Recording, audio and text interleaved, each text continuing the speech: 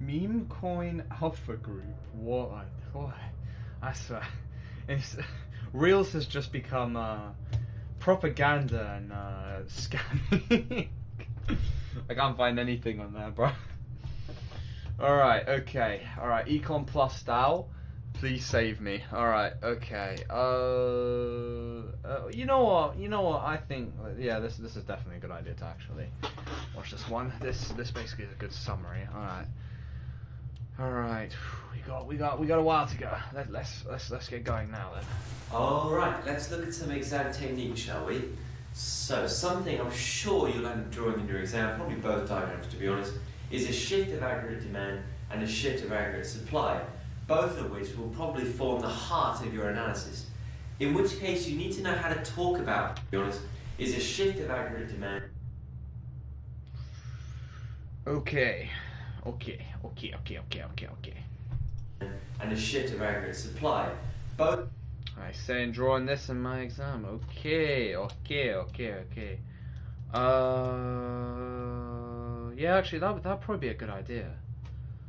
Especially for the 9 marker if I can, but I'm not sure if I'll be able to do it for the 9 marker. Just to save time. Because time is so crucial.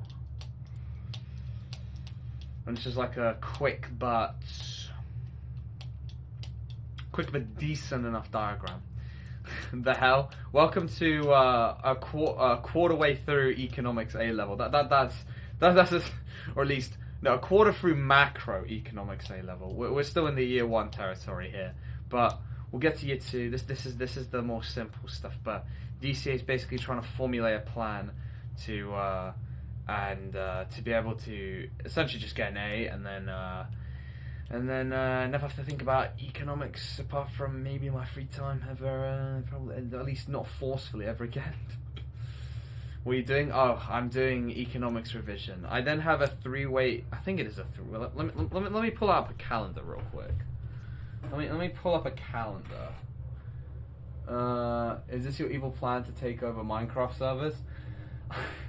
I mean, it'd be great if you could. I don't think we have enough people to be able to factor in, enough people for economics to actually factor in. Okay, so that's 1 week.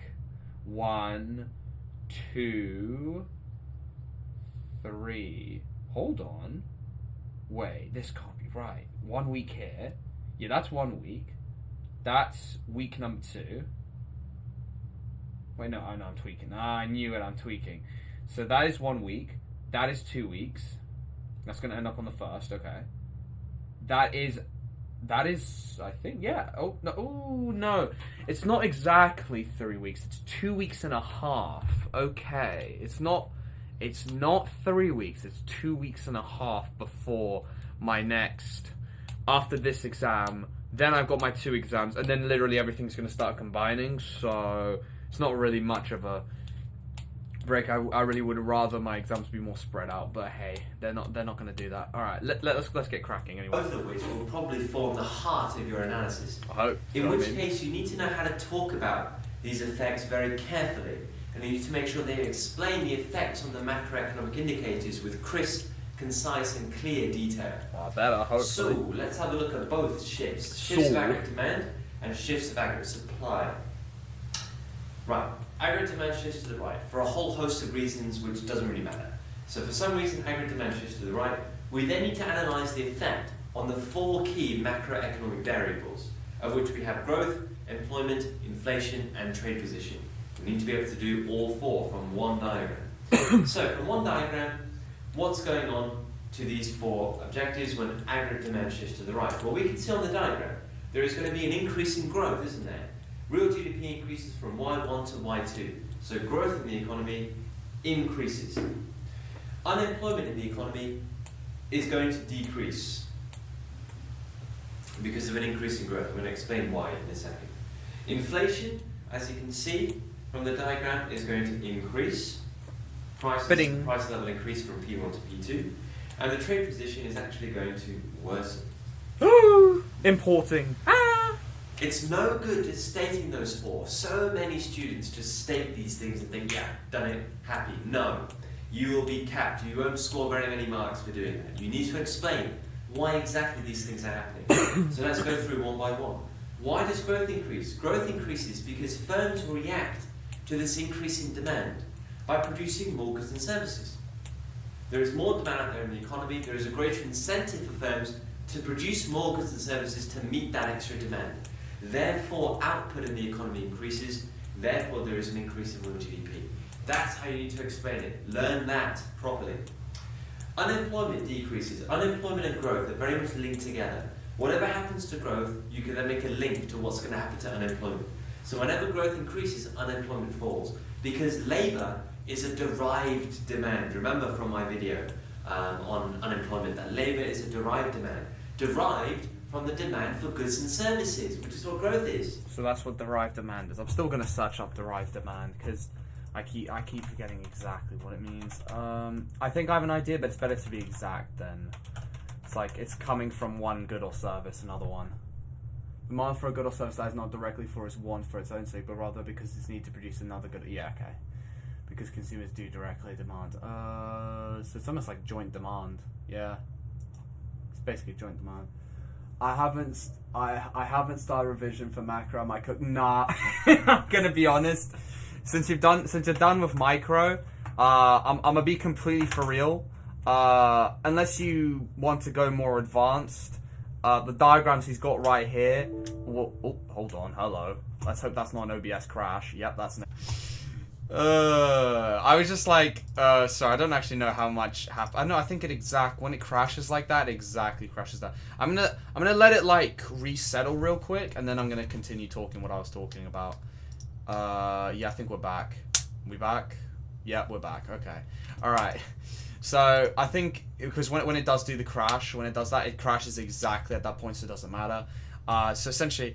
Don't worry about the, obviously you probably should revise for macro now, but it's kind of like, this will kind of get you most of everything already. Like, this, I mean, hold on, I'm even pull, let me go bring my old exam real quick.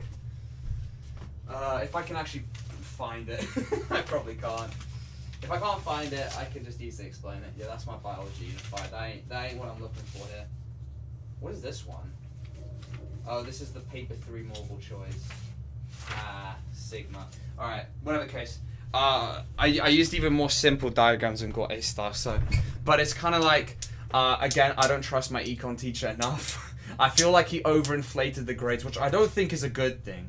I feel like, again, he needs to stop buttering us up as much. He needs to scare us a bit more because, yeah, I saw his like best diagrams for this. Yeah, it's nowhere near as bad as micro, so you nowhere near need to revise as much. Yeah, honestly, you don't need to revise that much. I'm still coming prepared because in my micro exam, I ran out of time to do the 9 marker, and I kind of had to like skim my last 25 marker. Like I still did all right, but I think I probably will get capped at like 15 for that. My first 25 marker, holy shit, I destroyed. I basically just violated it, and so probably always a top band there, but then mid band there, and then mid band for 15 mark. Basically, I need to guarantee that I get that A for my uni, so I need to guarantee it. So essentially, I'm just gonna macro max so then I can guarantee it. But don't worry, macro, especially since you have like 2 weeks and a bit till the next one of these. So yeah, honestly, all you need to know from what I can see here is literally just, at least for year 1 that I'm seeing, is just inflation, unemployment, growth, balance of trade. So literally just imports bad because it's essentially costing you. Exports good, boom. That's basically about it. And yeah, and you can just, and those just combine into handling inflation. That's monetary policy. Handling with the Bank of England 1 to 3% and all that other stuff. But yeah, essentially like that. But but micro hole, okay, that one's much harder. That one is much harder. That's why I'm making sure that in macro I've got high enough marks I get here. Either way, enough waffling with that. I swear you're only supposed to do one. Where you're talking about what are you talking about the in the micro paper, like the 25 markers? You got like well, at least this is for AQA. I'm not sure about other examples. You've got your context one, and then you got your section B one. Section A, section B. They both got 25 markers for paper one, and also paper two. At least I'm assuming that is. Yeah. Okay, so I was getting that right. Yeah. You don't need to do both of them on section A. You just need to do one of those. But you need to do the other 25 marker on section B. So you've got, let's just say on section B, so this is going to apply to the macro paper as well. So same thing. You get 3 choices, you know, like the 15, 25. You've got 3 of those on section B, and then you've got 2 choices for section A. You've got to do both. You've got to do, well, sorry, let me rephrase that. You've got to do one of the 25 markers in section A, and you've got to do one of the 25 markers in section B. Well, with section B, you do the 15 marker as well. Section A, you do 2, 4, and 9. That kind of jizz. But you don't need to do, both 25 markers for section A kind of thing. Yeah, I kind of ran out of time on the last 25 marker, and I didn't do too much of the 15 marker, but data responsible. Well, that's good. I messed up, or at least for... I did the water question for AQA, and I'm a retard. I fucking rounded my median to 3 significant figures, and only after I got out of the exam I was like, oh my god. See, this is the problem. When you take science subjects, you have to keep rounding everything to 3 significant figures, like your life depends on it. So I did it for economics. So I basically got capped, probably at least, is guaranteed at this point, capped 1 out of 2 marks there. I feel a bit stupid for that, but then again, I hadn't seen a median question in so long in economics that I was just like, I completely forgot that. So you did the water one. Alright, you did. I was gonna say a lot of people did the section A one. I was like, I looked at that. I can't remember what it was. I just was like, ew, and then just moved on. Like, ugh. Like the question, like the 2 marker, 4 marker looked completely fine, but you've got to base it on the 25 marker. The wage. Wait, was that the hold on, I'm trying to remember what was the micro one. There was the oligopoly, there was the profit maximization, and then there was the so you did like the labor one. I think that's the minimum wage. No, fair enough. I heard that one was the easiest, but I had no knowledge on it. I was basically deadgy. I was like, I've got no knowledge of any... I was Comedy Shorts Gamer, sorry. Comedy Shorts Gamer. And I was like, I have no knowledge of any of this. This is so bizarre. So I went profit maximization. Yes, it's vague, but you can throw a lot of stuff into it. At least I hope.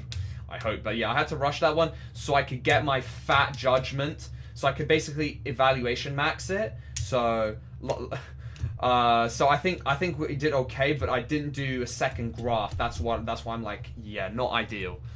So we'll have to see for that. But that's why I'm focusing a lot more, trying to get that macro high. If I can get A-star in macro, that should be able to even out any doubt in myself about paper 1, because I'll be like, well, that just evens it out anyway. And maybe even giving me some breathing room for paper 3. It was like, it was about rice. It was about rice, like, bro, there's literally a gold mine of marks on the next page. Rice? The fuck? Wait, where was this? Wait, there was a 4th one? I thought you only get a choice of 3. Oh, wait. Oh, are you talking about the first context on section A? Are you talking about, was that one about rice? Wait, where was that on that? I didn't see like, at least, if it was on the section A first part, which I skipped and did the water one, if that was the case, uh-oh. No, the rice was the first context. Oh, okay. To be fair, I did skip that really fast. I don't remember what the question was, though. I just looked at it slightly and was like, ugh. Oh, rice in Nigeria or something. Oh, okay, I see. Rice in Nigeria? The fuck? I mean, fair enough. Oh, what was even the question for that? Like, the 2 marker and 4 marker were fine. Like, at least I saw on that page. But again, you have to justify on the 25. Like, I was just looking at, like, I know more about the other one, and that's why I just went like that. Pale Royale is done, except for a funny chest one needs to be changed, so I don't know more chests. Funny chest what needs to be changed. I don't know more chests.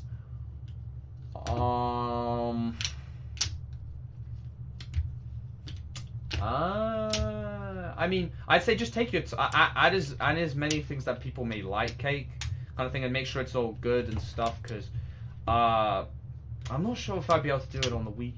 Like, I would have like a week and a half till my next exams, but it's just like that's it. It is basically all my exams after that next week and a half on that one, because I'm assuming people wouldn't want this on a weekday, obviously. But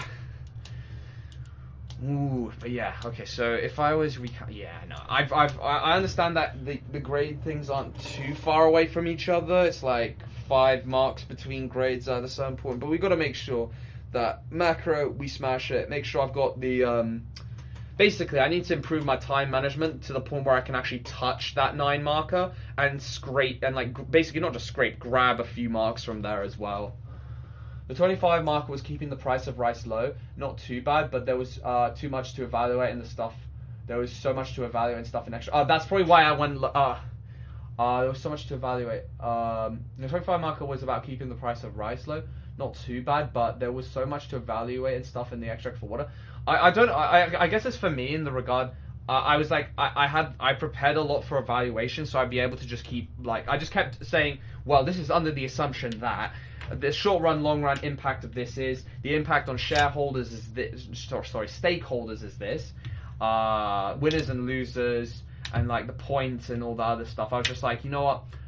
I was like, if I can, though I will say, you're definitely right about that, because as I remember now, I did spend way too long on that 25 marker because I needed to evaluate so much. I literally did 6 pages, that's half the booklet, just on that 25 marker, which was not good.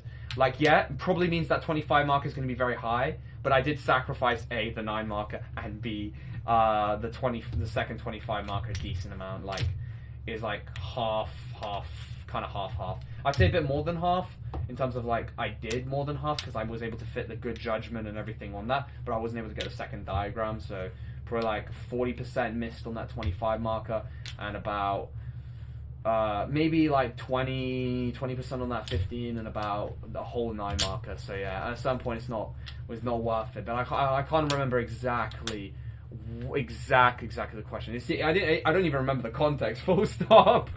So I don't remember exactly what the question was for the rice one. I just remember I looked at it like, ew, and hey, if it was easier, then I made a foolish decision because of how long I had to evaluate for the water one. I had to evaluate so much. You are right. Oh my days. I think I did. Yeah, if we include the judgment, that's about 2 pages plus what. We'll say 2 pages worth of evaluation. I talked a lot about how the supernormal profits would necessarily lead to dynamic efficiency. Oh, so yeah, for the oh, so you did do the water one. Yeah. I was talking about the yeah. Thankfully, I remembered about dynamic efficiency and all that other stuff. I did my monopoly graph, and I did my It's like I only seen it on econ plus DAO. It's the monopoly graph that is like showing the benefits of a monopoly. So it doesn't show average cost. It just shows 2 marginal costs, one in a competitive and one in a monopoly. So I showed the bad side and the good side. So the bad side for regulation, so that indicates why regulation needs like the good one, and then for public ownership, I was just showing like that because I didn't remember the natural monopoly exactly graph, so I was doing the closest thing to that. No. I didn't do a true natural monopoly graph, unless that is it. I don't think it is, but it basically just served the same points kind of thing. Like it doesn't show. I think it fully. It does show the.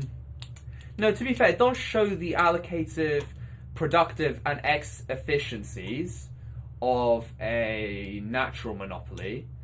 But like, it's not exactly a natural monopoly diagram. Let me actually go even search up a natural, because I don't think this is exactly natural monopoly diagram. Yeah, no, I didn't do this. Yeah, I didn't do this. Hold on. If I pull it up, like positives of monopoly diagram, and also just a regular monopoly diagram. Where is it? Man, Econ plus DAO might be the only person that made that. That's a little bit worrying. That is a little bit worrying. Well, I'm really gonna have to pull up the Econ plus DAO video. Where is it? Yeah, okay. So it had these, like, ignore the average costs. It had the two marginal cost things, but instead that would have marginal cost competitive, which would be the one below, and then the marginal cost monopoly, and so on and so forth. I thought the natural monopoly was the diagram you needed to do the 9 marker because it said about MES. Oh, I didn't. I literally just skipped over the 9 marker. I never looked at it, unfortunately, really, because I knew for a fact, at worst came to worst, I would not be able to do it, which is what happened. But needed a MES. For the 9 marker, definitely need that. And, I was talking about the 25 marker. 9 marker probably. From what I can tell, I think they block you at 5 or 6 marks if you don't do the specific diagram they wanted. Yeah, I did not do the 9 marker. Nope. I ran out of time for that thing. I literally went, I blitzed the, no, actually, I didn't really blitz. I basically spent so long on the first 25 marker. I basically just skipped this. I went 2 marker, 4 marker, skip, 25 marker, spent way too long on that because I thought I had more time than I actually did. Then I went on to the 15 marker, spent like about 25 minutes on that. Then I spent the rest of the time on the last 25 marker, but didn't have enough time exactly for the full thing. I think I did at least like 60% of that one because I spent so long on the first 25 marker. And I know I messed up the first, the 2 marker. Well, not to lose 2 marks, just 1 mark. So that's why I'm like, Like, I know that first 25 marker was good, but it's like, I spent too long on it, kind of thing. Where I should have spent just a little, like maybe 5 minutes on the 9 marker, just to grab a few more points. I feel like that would be a better strategy. No, I did not do the 9 marker. Because I was like, it just takes too much. I was like, it takes too much time. I usually just leave it for last, but I didn't have enough time for it that time, basically. Either way, DCA is going to continue with the macro indicator tingies. So when growth increases, if Doctor starts to answer my DMs and load the world for playtesting, we can fix the chest and be rid. That's good to hear, Cake. That's good. But as you can see, Dylan, that's why DCA needs to make sure he does a little bit better on the macro paper, especially regarding time management. Spent too long at the 25 marker at the start too. I feel like it was a time sponge. That's the best way to put it. Like, the second 25 marker, maybe it's just because I was trying to get through a lot more in a much shorter period of time, but I was getting through all the points much quicker for the second 25 marker. So I feel like, that first 25 marker was a little bit of a sponge for time, which was not good. Time is just way too tight for economists. Yeah, I know. It's like, come on, man. Look, I have 2 hours 15 for a science exam where some of the questions will literally take you 30 seconds. So it's just like, like, come on, man. Like, this ain't a speed test, bro. I didn't sign up for a speed test. Greater demand for goods and services. When there is a greater demand for goods and services, there is a greater demand for labour to produce those goods and services. So therefore, the demand for labour increases, which then reduces unemployment. That's how you need to explain that. That is like properly awesome analysis. You say that. Unemployment decreases. Unemployment or output in the economy increases. Therefore, there is an increase in real GDP. That's how you need to explain it. Learn that properly. Unemployment decreases. Unemployment and growth. Why exactly these things are happening? So let's go through one by one. Why does growth increase? Growth increases because firms react to this increase in demand by producing more goods and services. So they increase their output and stuff, and to be able to in the aim of seeking more profits or market share, and then this overall then increases real GDP, something like that. There is more demand out there in the economy. There is a greater incentive for firms to produce more goods and services to meet that extra demand. Therefore, output in the economy increases. Therefore, there is an increase. So I was talking about the GDP. incentives. That's how you need to explain it. Learn that properly.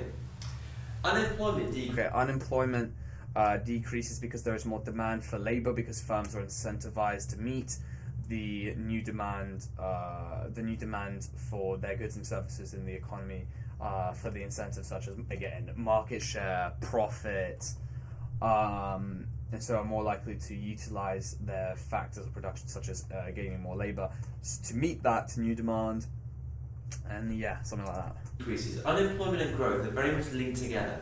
Whatever happens to growth, you can then make a link to what's going to happen to unemployment. So whenever growth increases, unemployment falls, because labor is a derived demand. Remember from my video on unemployment that labor is a derived demand, derived from the demand for goods and services, which is what growth is. So, for anyone wondering, basically this stream, my plan is to get through at least all the year 1 content, and then do some of the graphs, so on and so forth, get confident with said graphs, so then, yeah, so then, especially like, I think it's like one of his like power diagrams, the like advanced, I'll call it the advanced Keynesian diagram because it has 4 ADs, just talking about spare capacity and stuff, and then probably the free trade diagram. I don't think I'll get to the tariff diagram, making sure that I'm fully in the loop for this thing, so then all I've got to do is a little bit more year 2, and then it's literally just practice, then basically just trying to get that time management up, willing to make my second graph maybe slightly weaker just so I can finish the question, the 25 markers especially, faster, so then I spend less time having to think and more time being able to write, and then getting to the 9 marker for more marks. Dark amazing news. Dr. Pino Golan, that's great. That's fantastic. So when growth increases, there is greater demand for goods and services. When there is a greater demand for goods and services, there is a greater demand for labour to produce those goods and services. So therefore, the demand for labour increases, which then reduces unemployment. That's how you need to explain that. That is like properly awesome analysis. You say that, you're gonna sound amazing. You know, we're gonna try and get into it fully in my head. Increases, there is greater demand for goods and services. When there is a greater demand for goods and services, there is a greater demand for labour to produce those goods and services. So therefore, the demand for labour increases, which then reduces unemployment. That's how you need to explain that. That is like properly awesome analysis. You say that, you're gonna sound amazing. You're gonna look amazing in your exam.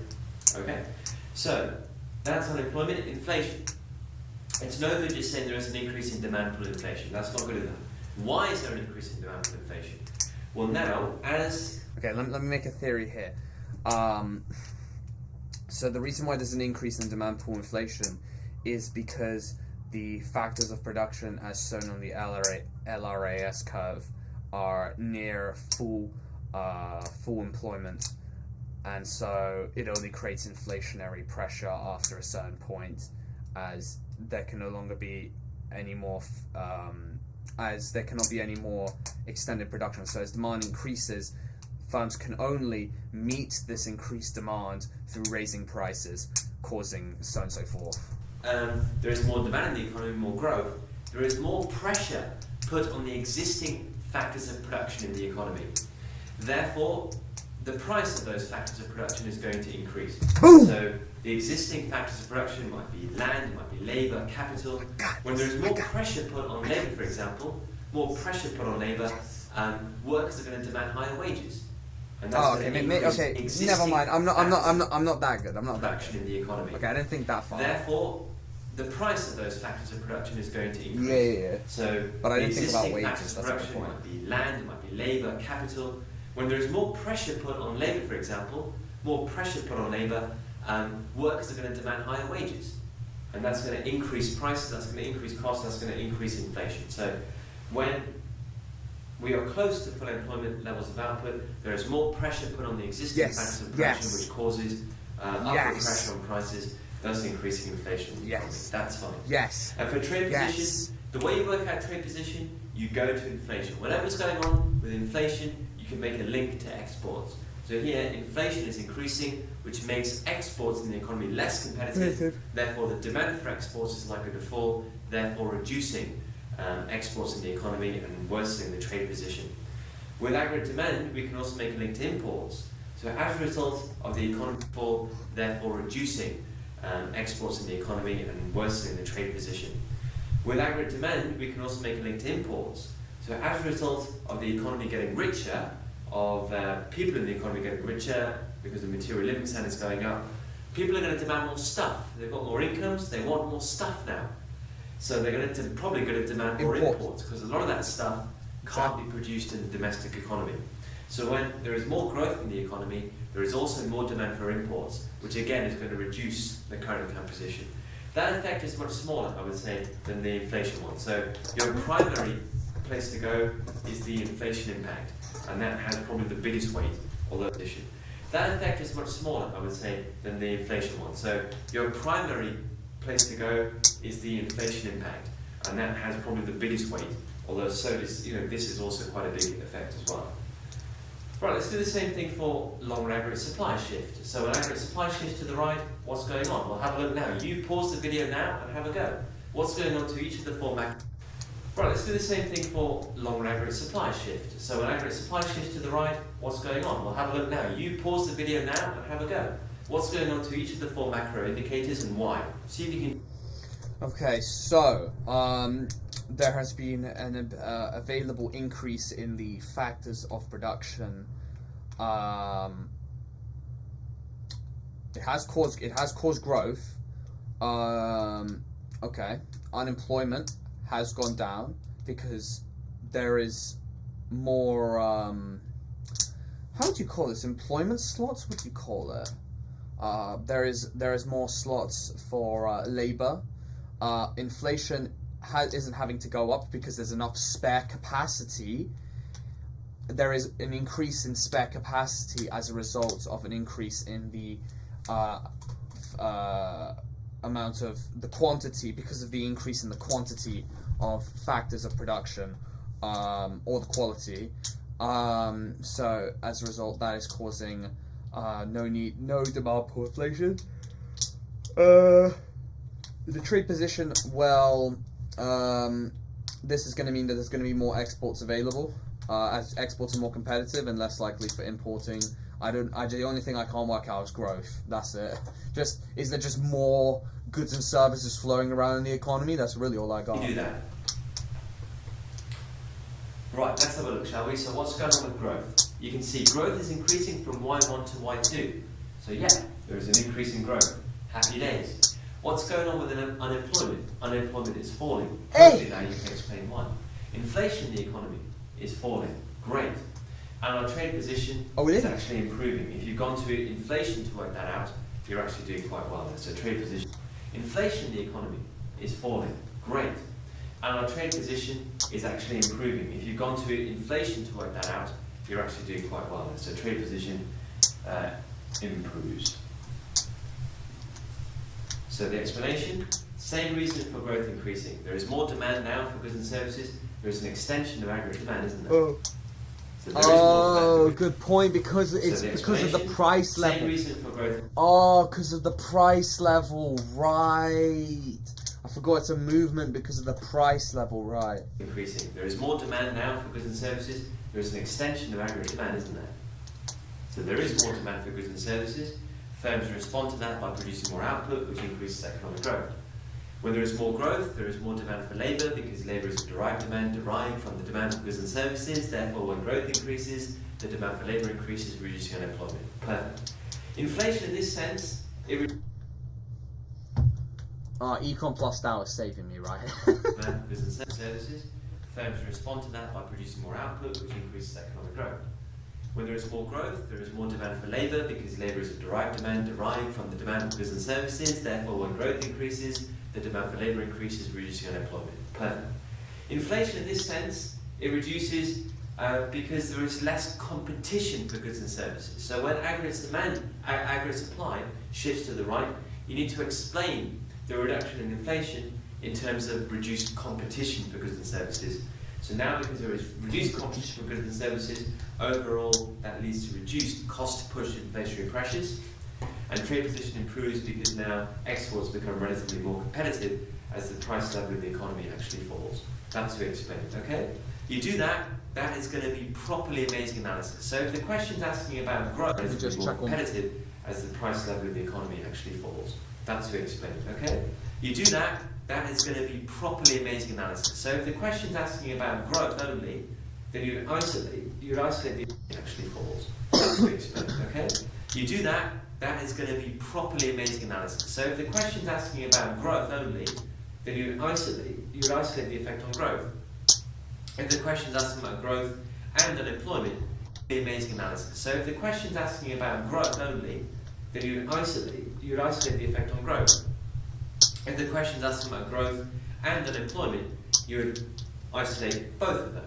If the question's asking about national economic hold on. I'm not paying attention at this part. What the hell? Like I was so whimsy because I understood everything else he was talking about, and then now he's talking about something very important. Hold on. Reduce cost to push inflationary pressures, and trade position improves because now exports become relatively more competitive as the price level of the economy actually. Go subscribe to Econ Plus now. Fucking hell, legend.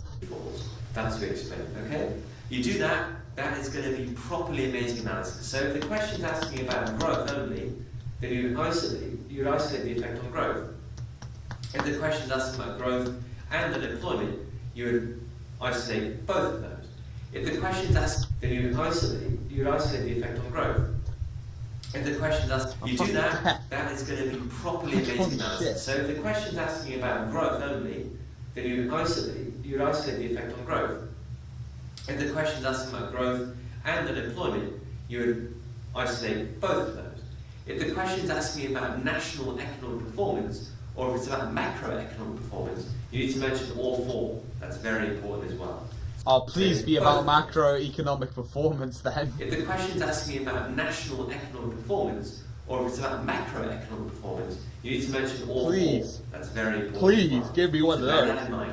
The more you talk about, the better, as long as it's relevant to the question. As long as it gives you more things to talk about. Standard evaluation points down here. Depends on... which we've mentioned over and over again in my previous videos. It depends on initial level of economic activity, and AD on the size of the multiplier effect. That's like consumer consumption investment thing. Let me I hope that helps you with analysis. Make sure you... Yeah.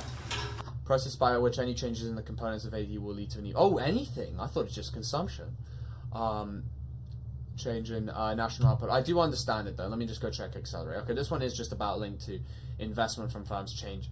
Changes in investment can be directly linked to changes in the rate of GDP growth. Yeah, okay. Wait, I want it to look red. Don't you dare. The shape of the business cycle. That's got its own graph. Hi everybody, output gaps occur anytime where the actual level of output is different. Output gaps. Now I know all. I need to know all about my output gaps. Bloody hell.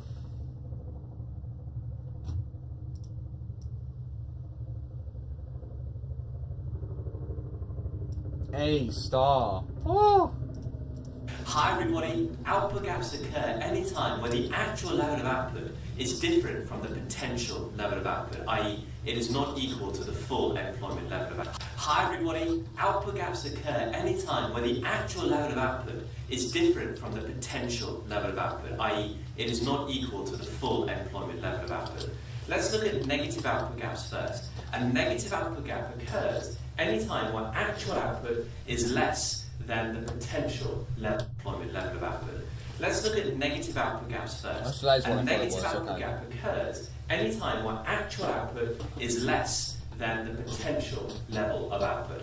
This is also known as a deflationary gap and also known as a recessionary gap, because you tend to see this when the economy is suffering from a recession. Let's look at the classical interpretation and the Keynesian interpretation of what a negative output gap would look like. Well, in the classical model, let's draw AD and SRAS. So there's SRAS and there is AD. Now where they meet is the actual level of output, right? And that is at Y1 with an inflation level, a price level at P1. But crucially, that output level is going to be less than the potential level of output. So LRAS, right? And that is at Y1 with an inflation level, a price level at P1. But crucially, that output level is going to be less than the potential level of output. So LRAS is going to be to the right of this equilibrium level, a price level at P1. But crucially, that output level is going to be less than the potential level of output. So LRAS is going to be to the right of this. Oh, I thought so. I thought you said left. I was actually about to tweak. I was like, what do you mean by left? Okay, so there is LRAS, and there is YFE. Okay, so the distance. Yeah, the difference between Y1 and YFE is the negative output gap, or the deflationary gap, or the recessionary gap. whatever you want to call it. There it is right there. Actual level of output is less than the potential level of output. What about a Keynesian interpretation? Well, let's draw a Keynesian LRS curve, which will look something like this. Okay, there is YFE, full employment, right there. So AD would cut LRS any point below LRS curve, which will look something like this. Okay, there is YFE, full employment, right there. So AD would cut LRS any point below YFE, so maybe over here. Okay, there is YFE, full employment, right there. So AD would cut LRS any point below YFE, so maybe over here. Let me check. This. Okay, there is YFE, full employment, right there. So AD would cut LRS any point below YFE, so maybe over here. So that's AD. Then there is the actual level of output, which is Y1, and there is the price level P1. So again, the difference between Y1 and YFE is the negative output gap, or the deflationary gap, or the recession. And there is the price level P1. So again, the difference between Y1 and YFE is the negative output gap, or the deflationary gap, or the recessionary gap. Actual level of output is less than the potential level of output. This is a negative output gap. E is the negative output gap, or the deflationary gap, or the recession. Cut LRS any point below YFE, so maybe over here. So that's AD. Then there is the actual level of output, which is Y1, and there is the price level P1. So again, the difference between Y1 and YFE is the negative output gap, or the deflationary gap, or the recessionary gap. Actual level of output is less than the potential level of output. This is a negative output gap using a Keynesian NRAS diagram. What about a positive output gap? Where a positive output gap occurs where the actual level of output is greater than the potential level of output. Another name for this is an inflationary gap. How would classical economists show it? Well, it's just like something non-sustainably. I'm trying to remember what they say. It's when... What was the definition of this? It's like when all factors of production are being used sustainably, but this is when it's not. Let's show AD and SRS again. So there is SRS and there is AD. Okay, and where the two meet, we have the actual level of output, which is Y1, and we have a price level of P1. But crucially now, this output level is going to be greater than the potential level of output. So NRS, we can draw it over here somewhere. And there is YFE. But you can see that the actual level of output is greater than the potential level of output. How is that possible? Well, remember what we said in previous videos. It is possible for a short period of time for the economy to be producing beyond the full employment level of output, because YFE represents the maximum level of output that an economy can produce using all factors of production at sustainable levels, greater than the potential level of output. How is that possible? Well, remember what we said in previous videos. It is... I love rigging gambling rates on Power Royale. Oh no. Rig it towards the people gambling. Trust me, you definitely won't lose everything. Possible for a short period of time for the economy to be producing beyond the full employment level of output. Let me go check something real quick. Yeah, you can see that there isn't as many people. Or is it compared to when I'm like doing the streams 1 or 2 days before the exam? There isn't. I'd say nearly as many people clicking on the stream. I see people aren't as scared as they. I mean, they shouldn't be as scared. It's not micro, but it's like there's still a trait. Was it tariff diagram that has to be known? That's almost like a micro diagram. Level of output. How is that possible? Well, remember what we said in previous videos. It is possible for a short period of time for the economy to be producing beyond the full employment level of output, because YFE represents the maximum level of output that an economy can produce using all factors of production at sustainable levels. Sustainable levels, hey. So it is possible to produce beyond that. We said that the YFE value represents production that is taking place when the labour market is in full equilibrium, i.e. at the natural rate of unemployment. So to produce Y1, maybe we're taking workers out of the natural rate of unemployment. Maybe we are overusing labour, unsustainable use of labour. Maybe we're overusing capital, unsustainable use of capital, to produce Y1. Using all factors of production at sustainable levels. Okay, so it is possible to produce beyond that. We said that the YFE value represents production that is taking place when the labour market is in full equilibrium, i.e. at the natural rate of unemployment. So to produce Y1, maybe we're taking workers out of the natural rate of unemployment. Maybe we are overusing labour, unsustainable use of labour. Maybe we're overusing capital, unsustainable use of capital, to produce machinery. Y1. The end result will be an overheating economy with probably very high inflation, hence the term inflationary gap is used as well as a positive output gap. It's very difficult to show it on a Keynesian diagram. In fact, it's impossible to show it perfectly according to this definition on a Keynesian diagram. But in case you wanted to show it, this is how you would do it. So again, a Keynesian LRAS curve, and you would just show aggregate demand right at the top of the vertical part of Keynesian LRAS, i.e. right at YFE with a very high I love price inflation. level there. Okay, now this doesn't fit the definition exactly, I know that, but it would still be accepted by an examiner. This is the only way you can show it using a Keynesian interpretation here. But if you have to draw a positive output gap in the exam, don't draw the Keynesian version, draw the classical version, where what you're showing clearly fits the definition. This is output gaps. What's very interesting is how you can use the idea of output gaps when it comes to evaluating key ideas in your essays. Let's see how you can do that. Well, let's take an AD shift to the right. Maybe there's been an increase in real disposable income in the economy. When AD shifts to the right, what conclusions do we normally make? Well, we normally say, look, that the actual level of growth will increase. We say that because labour is a derived demand, unemployment will decrease. We say that there'll be a rise in demand from inflation, and because of that, a worsening of the trade position as exports become... Oh, I was just about to say, exports become less competitive and imports become more... Actually, yeah, they do become more competitive because more of you are going to buy more. We say that because labour is a derived demand, unemployment will decrease.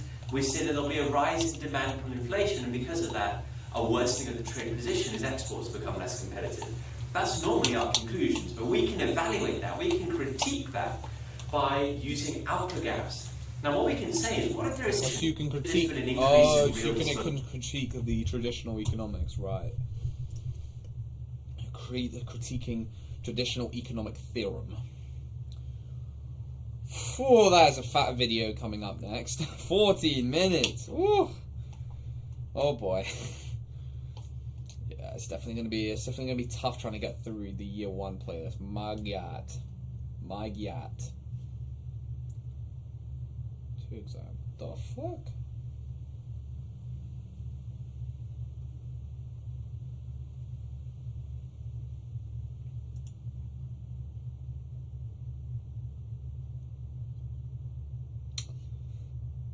O level?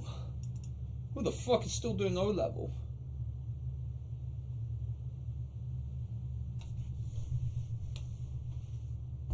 How do we calculate? Fuck off. No offense, okay. No. Don't give me any ideas. Disposable income in the economy. Evaluating key ideas in your essays. Let's see how you can do that. Well, let's take an AD shift to the right. Maybe there's been an increase in real disposable income in the economy. When AD shifts to the right, what conclusions do we normally make? Well, we normally say, look, that the actual level of growth will increase. We say that because labour is a derived demand, unemployment will decrease. We say that there'll be a rise in demand from inflation, and because of that, a worsening of the trade position as exports become less competitive. That's normally our conclusions, but we can evaluate that, we can critique that by using output gaps. Now what we can say is, what if there is such a huge negative output gap? Maybe the economy is in deep recession, where AD is way down here, at Y1, price level P1, a huge negative output gap, the difference between Y1 and YFE. Actual growth is much less than potential growth. Well, if there is an increase in real disposable income and AD shifts to the right, there is not necessarily going to be an increase in inflation at all. So if AD shifts to the right and we go here, potential growth. Well, if there is an increase in real disposable income... I broke the gambling machine, is now on drugs. I aim for a full endgame loadout. I come and AD shifts to the right, there is not necessarily going to be an increase in inflation at all. So if AD shifts to the right and we go here to AD2, you can see that, yes. So this is why he made that power diagrams video. It's that first thing is all about more advanced. What's it called again? Output gap thingy majiggy. What do I upgrade here? What is this? 8 hour. Okay. DC is just on Clash of Clans right now, just making sure he needs to upgrade. He needs to upgrade some things. Come on, guys, you gotta understand. Okay, we might need to We need to build a bomb tower. That's valid. Bomb tower does need to get built. I still haven't made that yet, even though I've been level. Would it be now level 8? Yeah, Town Hall 8 for like ages as well. Ooh, I can't get a black cannon, even though it's a double one as well. Double cannon, bruh. Hell no. Seriously, they don't have the animation for the double cannon. The fuck? There we go. No, they do. Yeah, I need. Sad. I can't get any more double cannon. I can't get the double cannon thingy. That's 8 hours. Ooh, this is actually a day. I could get an air defense upgraded. It will take a day though. Fucking hell, that's a long time. A day for an air defense. Ooh, okay. That might be the way to go, to be fair. Hidden Tesla air sweeper. That is. I mean, it is just 12 hours, to be fair. That is just 12 hours though. Air sweeper. I'm not sure if it's that useful. I'm gonna be honest. Even though I've already got it to level 3. Yes, DCA is on Clash of Clans right now. What the hell do I... Okay, you know what? I think I might have to bite the bullet. I'm gonna have to upgrade the air defense. It's definitely probably the best value thing I could upgrade there. I'm basically just not rushing. I'm upgrading everything except the elixir and... what's it called again? The elixir and... gold collectors, because they are just they're completely pointless now.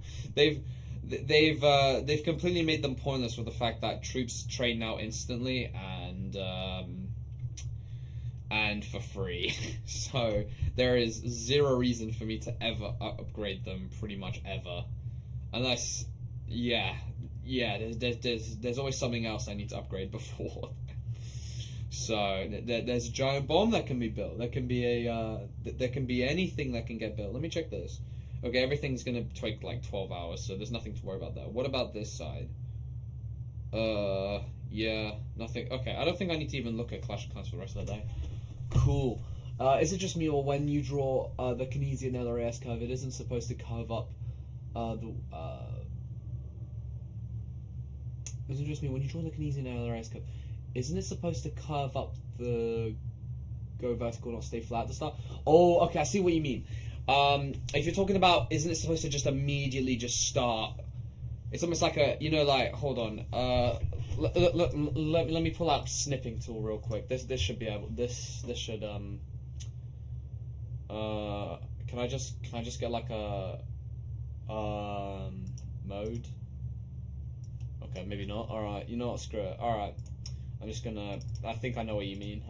Because I think I made the. To be honest, I kind of made this mistake. I think in one of my mocks. I'm assuming this is what you mean. I'm not. PL. R. G. D. P. I mean, there's kind of no point in me doing this. In terms of like routing the Y and X axis. Are you talking about it just going like this? Like just immediately going up like that? Yeah, I think you can see it, yeah. So there's a small difference of inflation when AD shifts. Oh wait, hold on, let me do this real quick. So you've got your first AD here and then boom. Small difference right there. Yeah, no, I see what you mean. I think I made this mistake in one of my early mocks because I didn't know how to fully draw one. Because like you would assume like just because like normalcy that there is hold on, because like it is based on some logical reasoning here.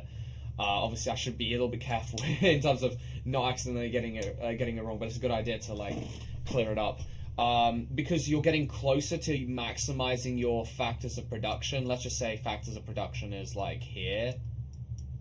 That's FE realistically. That's FE. Because you're getting closer to maximizing your factors of production as shown there, as shown on AD2. That looks like the worst ever 2 ever. I see the idea that because it's not fully using up the factors of production, it should be causing a little bit of demand pull inflation because there is less, spare capacity, and so as an example, firms, when hiring more labor, the workers know that they are in more demand kind of thing, and they know that there's still wiggle room, but there's more wiggle room for them. I've done that every mock and never been questioned about it. I don't know. Ooh, that is. And then again, it's kind of economics teachers in general. I don't know what's with them, but yeah, they don't. I get. To be fair, in their defense, I guess they are marking an essay subject, so like, it's fucking tedious to go through so many papers and shit.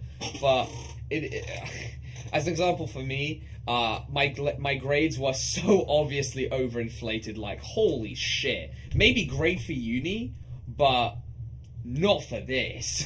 Not for the real thing. Yeah, no. I will say he did. My economics teacher did actually correct me, because I made something very similar here, especially when I was you know when you're making like a shift of LRAS, I was doing it like this as well. So it's kind of like, actually no, it might have even been like this. Yeah, no, it was more close to that. Hold on. Yeah, it was more close to this, and I was looking at myself like, this looks so wrong. I think not exactly that. That looks more wonky than it actually did, but it made it kind of feel like And also I was drawing a second line as well on top. Yeah, because like, to be honest, your point is not invalid, Dylan, in regards to it should, and you know what? Hey, maybe you can use it as an evaluation point. But yeah, it's weird. I've been corrected on it once or twice. I think at least I know at least once, because I remember my mock, I got the good old red line thingy majiggy telling me I needed to correct it properly. I'll have a look at the mark schemes to see how they do it, like 9 markers when they draw them. I'd say yeah, that's probably the best idea. that's the best way to do it. I'm gonna obviously go check Keynesian diagrams. A-level AQA. I'm just gonna search it up right here. What do they look like? I mean, hey, look, yeah, kinda, yeah,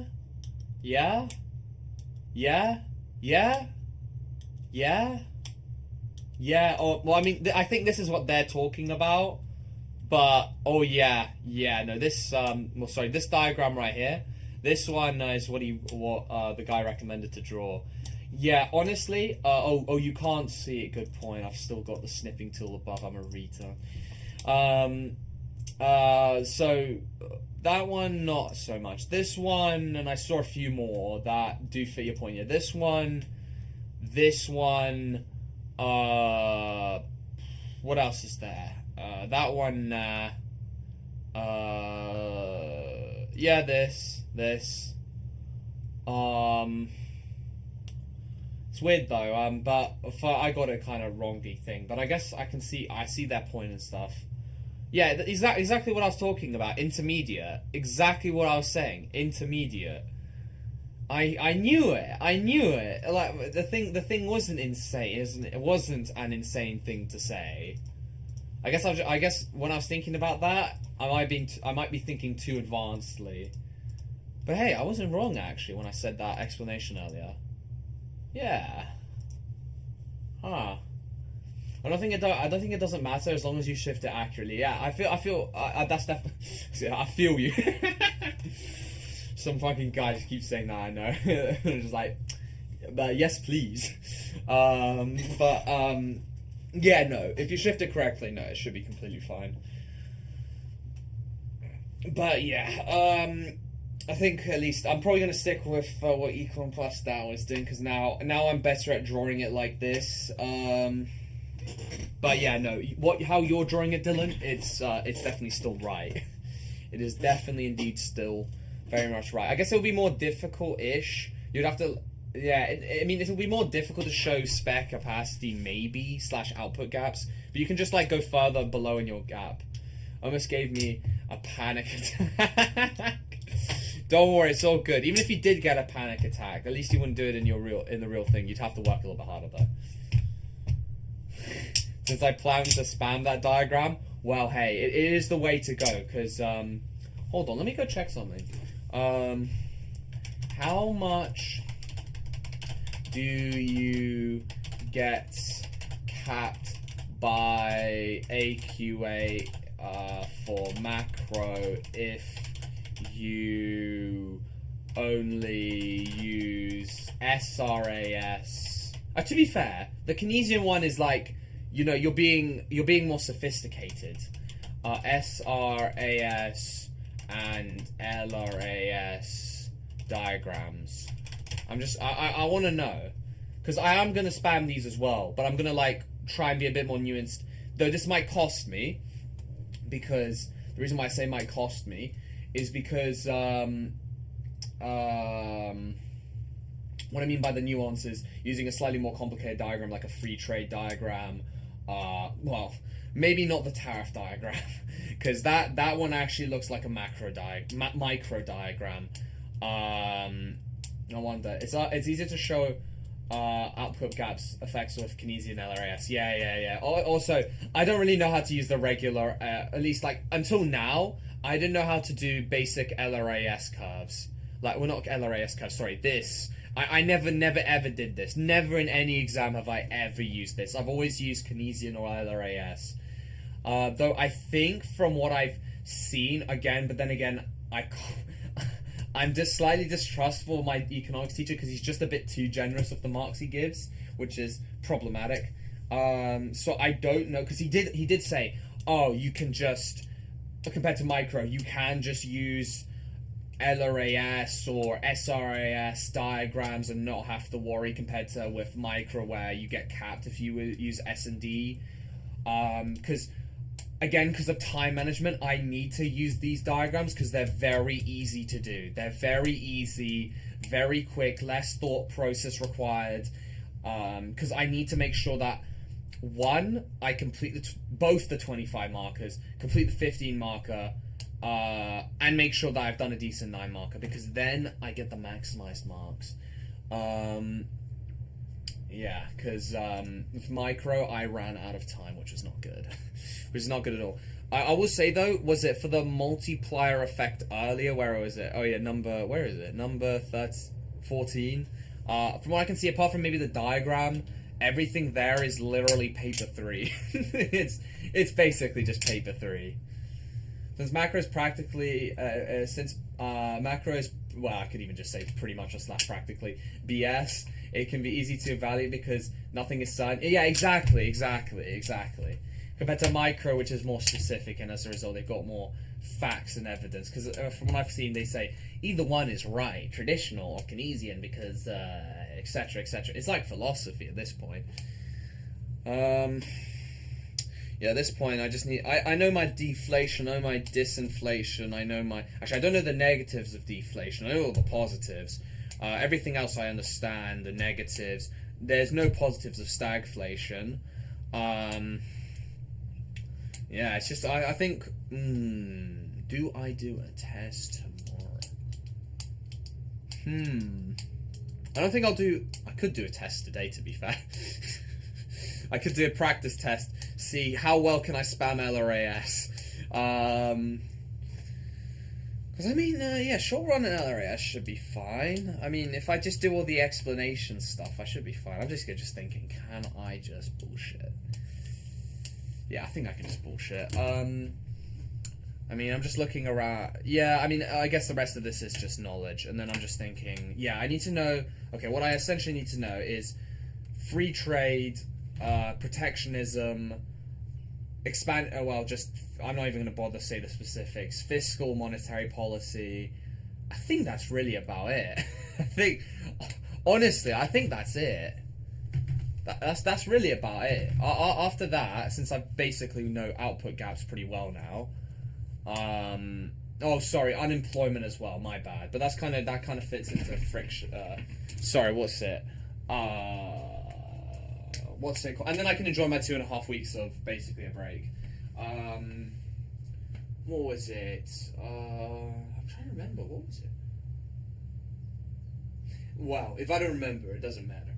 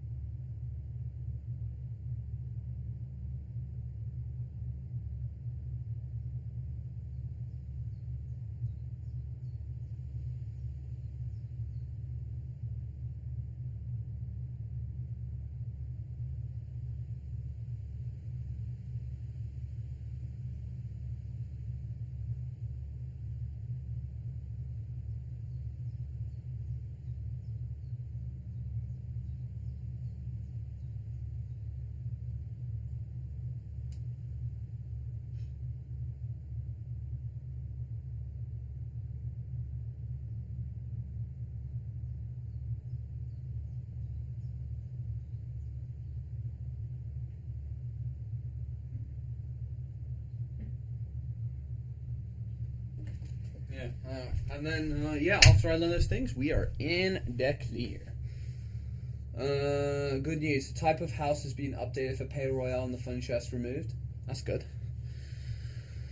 Okay, let me, you know what, I'm actually going to go check econ dart plus out macro. Honestly, I could just skip to the important thingies. What's year 2? I mean, he's still using LRAS curves. Like, I'm not here to deny anything, but oh, hold on. All of this stuff is like, wait a minute. Wait a goddamn minute. Phillips curve. Oh, that's the unemployment curve. Employment curve. Yeah, you're right, to be fair, Dylan. Yeah. He's still using LRAS even this deep into the thing. Holy shit. Holy shit.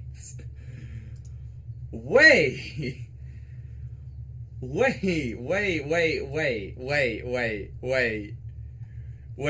way. Oh my god. Not sustainable in the long run as wages become variable there. That's micro. I don't want to Hi, touch. everybody. I don't want to touch that with a 15-foot pole. Oh my god. So it actually does end with So I guess this is most of the information then. This is most of the information. Alright, well then we'll get through it then. Okay, yeah, macro is much smaller. What the flip?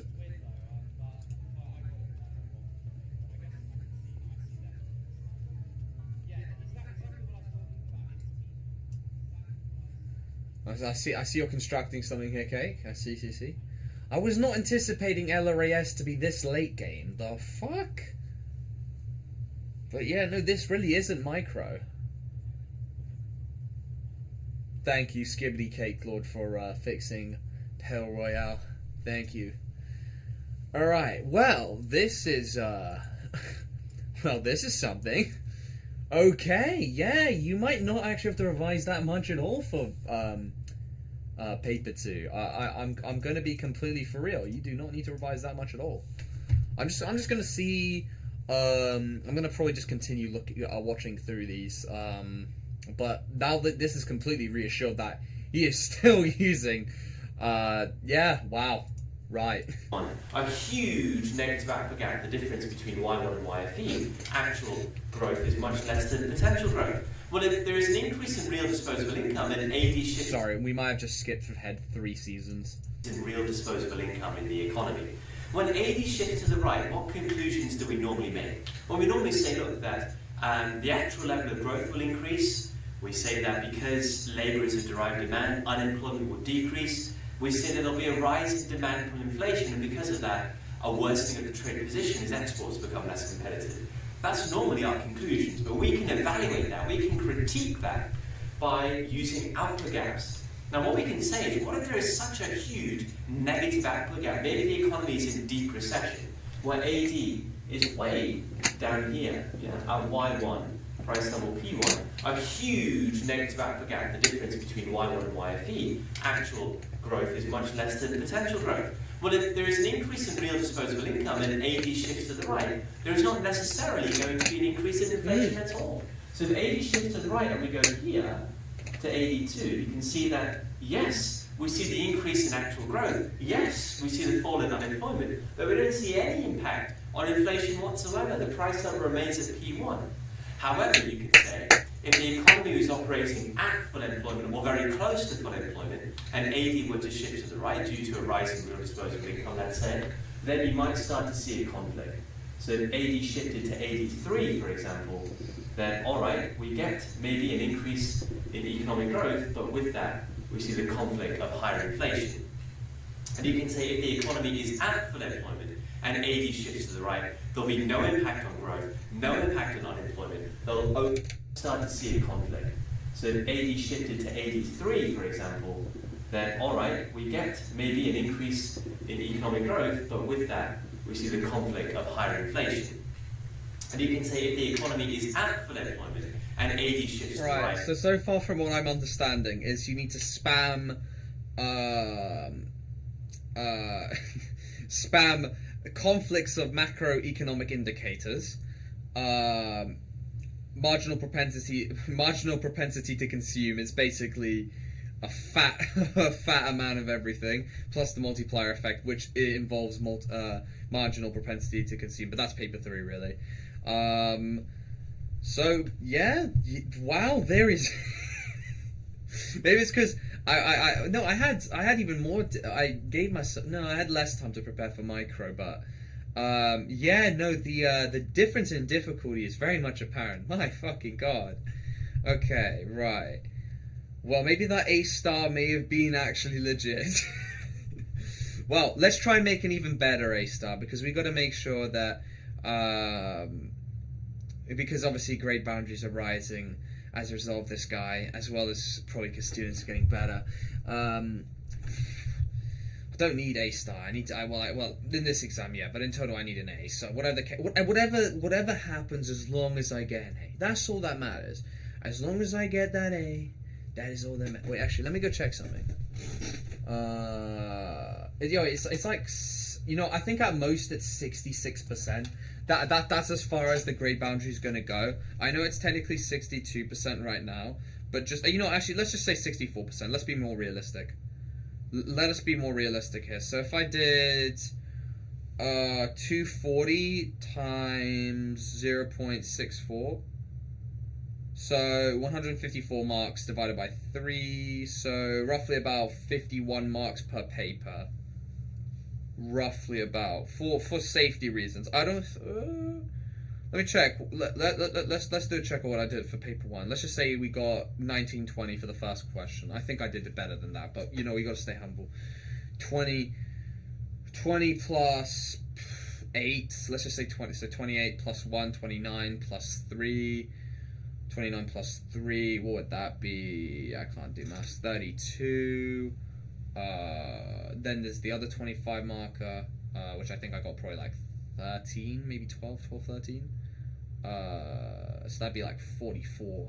Ooh, okay, so that means we need to, so 44, so that'd be like, 44, so that would be 6 plus 7. So basically roughly about, we're going to try and get like 60. So if I get 60 in this macro exam, which is like, let's just say 18 plus 18, which is 36, plus 9, that is 45. Ooh, okay. Okay, 45. 45 plus 2, 47, let's just say plus 3 again, because I might make a mistake. 48, ooh, that's not ideal. So it all hinges on me getting that 9 marker kind of thing. Did I do the maths? I don't think I did the maths with it. Yeah, roughly about that. Okay. Basically, we need to just do well in the second paper. We need to focus on that. There'll be no impact on growth, no impact on unemployment. There'll only be inflationary pressure. So you can use output gaps to evaluate that way. You can use the same idea if you're shifting AD left as well. Very useful evaluation when you're talking about the conflict of macroeconomic objectives and whether there will be a conflict or not. Let's do the same thing for LRAS. Well, what conclusions do we make for LRAS? Well, we say that when LRAS shifts to the right, there'll be an increase in both actual and potential growth. There'll be a fall in unemployment. The natural rate of unemployment will decrease. We say that cost-push inflationary pressure will decrease, and with that, exports become more competitive, and maybe the trade position in the economy will improve too. We make all of these assumptions, whether you use the classical model to do it, whether you use the Keynesian model to do it. They are the conclusions we generally make. But that doesn't have to be the case, okay? Again, what if there is a huge negative output gap? What if AD is very, very low in the economy? Well, let's take the classical interpretation of that. Okay, and let's say that maybe AD is over here, so that's AD, and there's LRAS, and with that we have a price level P1, and there is YFE1. Well, what if LRAS shifts, but there isn't enough AD in the economy, there isn't enough demand in the economy to make any use of that shift of LRAS? So maybe LRAS shifts over here. Well, AD is not cutting the new LRAS curve, so there is going to be no change at all in the economy. Yeah. So if LRAS shifts without there being any aggregate demand out there in the economy to meet that new level of long-run aggregate supply, there is going to be no change to equilibrium whatsoever in the economy. Yeah. So all of the conclusions we came.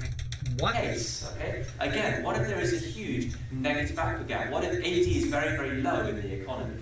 Well, let's take the classical interpretation of that, okay? And let's say that maybe AD is over here, so that's AD, and there's LRAS, and with that we have a price level P1, and there is YFE1. Well, what if LRAS shifts, but there isn't enough AD in the economy, there isn't enough demand in the economy to make any use of that shift of LRAS? So maybe LRAS shifts over here. Well, AD is not cutting the AD, so that's AD, and there's LRAS. And with that, we have a price level P1, and there is YFE1. Well, what if LRAS shifts, but there isn't enough AD in the economy, there isn't enough demand in the economy to make any use of that shift of LRAS? So maybe LRAS shifts over here. Well, AD is not cutting the new LRAS curve, so there is going to be no change at all in the economy. Yeah. So if LRAS shifts without there being any aggregate demand out there in the economy to meet that new level of long-run aggregate supply, there is going to be no change to equilibrium whatsoever in the economy. Yeah, so all of the conclusions we came to are not going to take place. We can show exactly the same thing on a Keynesian LRAS diagram as well. So, you know, there's LRAS there, and there is YFE. But if AD is way down here, let's say, with equilibrium of Y1 and price level P1, what if LRAS shifts to over here, to LRAS2? Again, there isn't enough aggregate demand in the economy in the first place to make any use of that shift. It's such a large negative output gap in the first place, whereby this shift of LRAS is redundant. Yeah?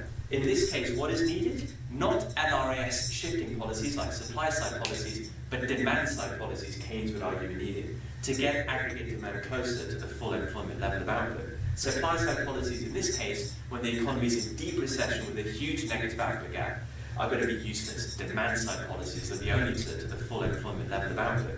Supply-side policies, in this case, when the economy is in deep recession with a huge negative output gap, are going to be useless. Demand-side policies are the only way in which the economy can grow. So this is how you can use output gaps to evaluate the key conclusions that we come to whenever we shift AE or LRAS, whenever we talk about the impacts on macroeconomic performance, output gaps are always a fantastic evaluation tool for you to use. So hope that makes sense. Hopefully now you can really nail the. Okay, to be fair, I didn't fully understand why, like, when I watched his power diagrams video and then all the other ones, I didn't fully understand, like, come on man, can't I just use this as a analysis thing? But you know, I'm starting to understand now, well, not just understand now, I completely get why he's now saying this is an evaluation thing. I think I could definitely fit this in for an evaluation, but man, is it going to be tough with the time limit, I'll say that. I can see it will definitely back up a lot of things. It'll definitely back up a lot of points. Now the next video, I'm wondering if that's paper 3 or paper was it paper 2? Because yeah, I'm more debating whether I just go watch his power diagrams video again. I think it might be better for me to like learn the slightly more complex diagrams, so then I use them like once or twice during the entire exam. Yeah, I use 1 or 2 during the whole exam. That will save me time rather than trying to like use them in every single question. That means I should have enough time to just, because I've already got like a prep paragraph almost of like in my head because of just how much I've abused it, of how to abuse aggregate demand and shit compared to micro. So I guess we'll have to see. Hi everybody, let's in this video consider.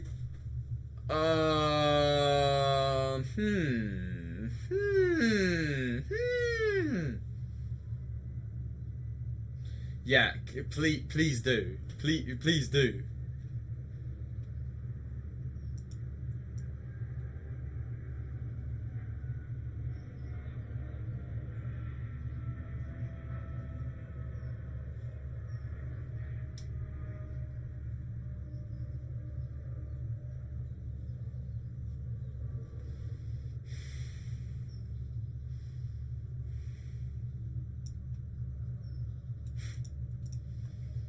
Big star 3, 2, 1. You know what? No balls. I'm gonna go take a look at deflation. Hi everyone. Deflation is the persistent. He's still using the same graphs. This is great. This is fantastic. This is lovely. This is amazing. He's still using the same graphs. Fall in prices in an economy in a year. Hi everyone. Deflation is the persistent fall in prices in an economy in a year. It's the complete opposite to inflation. And it occurs when the inflation rate is negative. Now that sounds like a great thing, because if prices are falling, consumers can purchase goods and services cheaper and therefore boost their living standard. He just basically almost named an idea where one thing that deflation can be negative is if companies are importing raw materials from other countries for their products, they're going to be now more expensive. There we go. That's one negative I can think of deflation. I couldn't think of any beforehand. Legit couldn't think of a single one. Debating, I might go take a game break where I go play 7 Days to Die for a little bit, because I haven't played 7 Days to Die in a long time, and then get back to it. But first we're gonna get through deflation. Maybe even costs and benefits of inflation, maybe, who knows.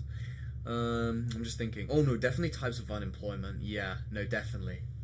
Most definitely. As their income can go further, their purchasing power increases. Great thing, because if prices are falling, consumers can purchase goods and services cheaper and therefore boost their living standards. Their income can go further, their purchasing power increases.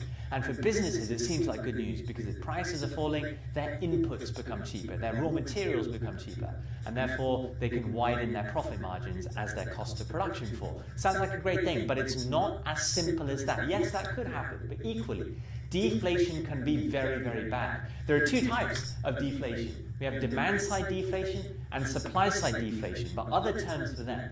Demand-side deflation is also known as bad deflation. Yes, that is a technical term. You've got to love the innovation of economists, right? Bad-side deflation, but other terms for them.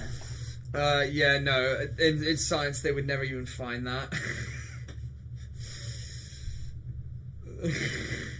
They'd find some bullshit word, like, yeah, a malignant, yeah. They'd find a bullshit word to just call it that instead of just bad. Demand-side deflation is also known as bad deflation. Yes, that is a technical term. You've got to love the innovation of economists, right?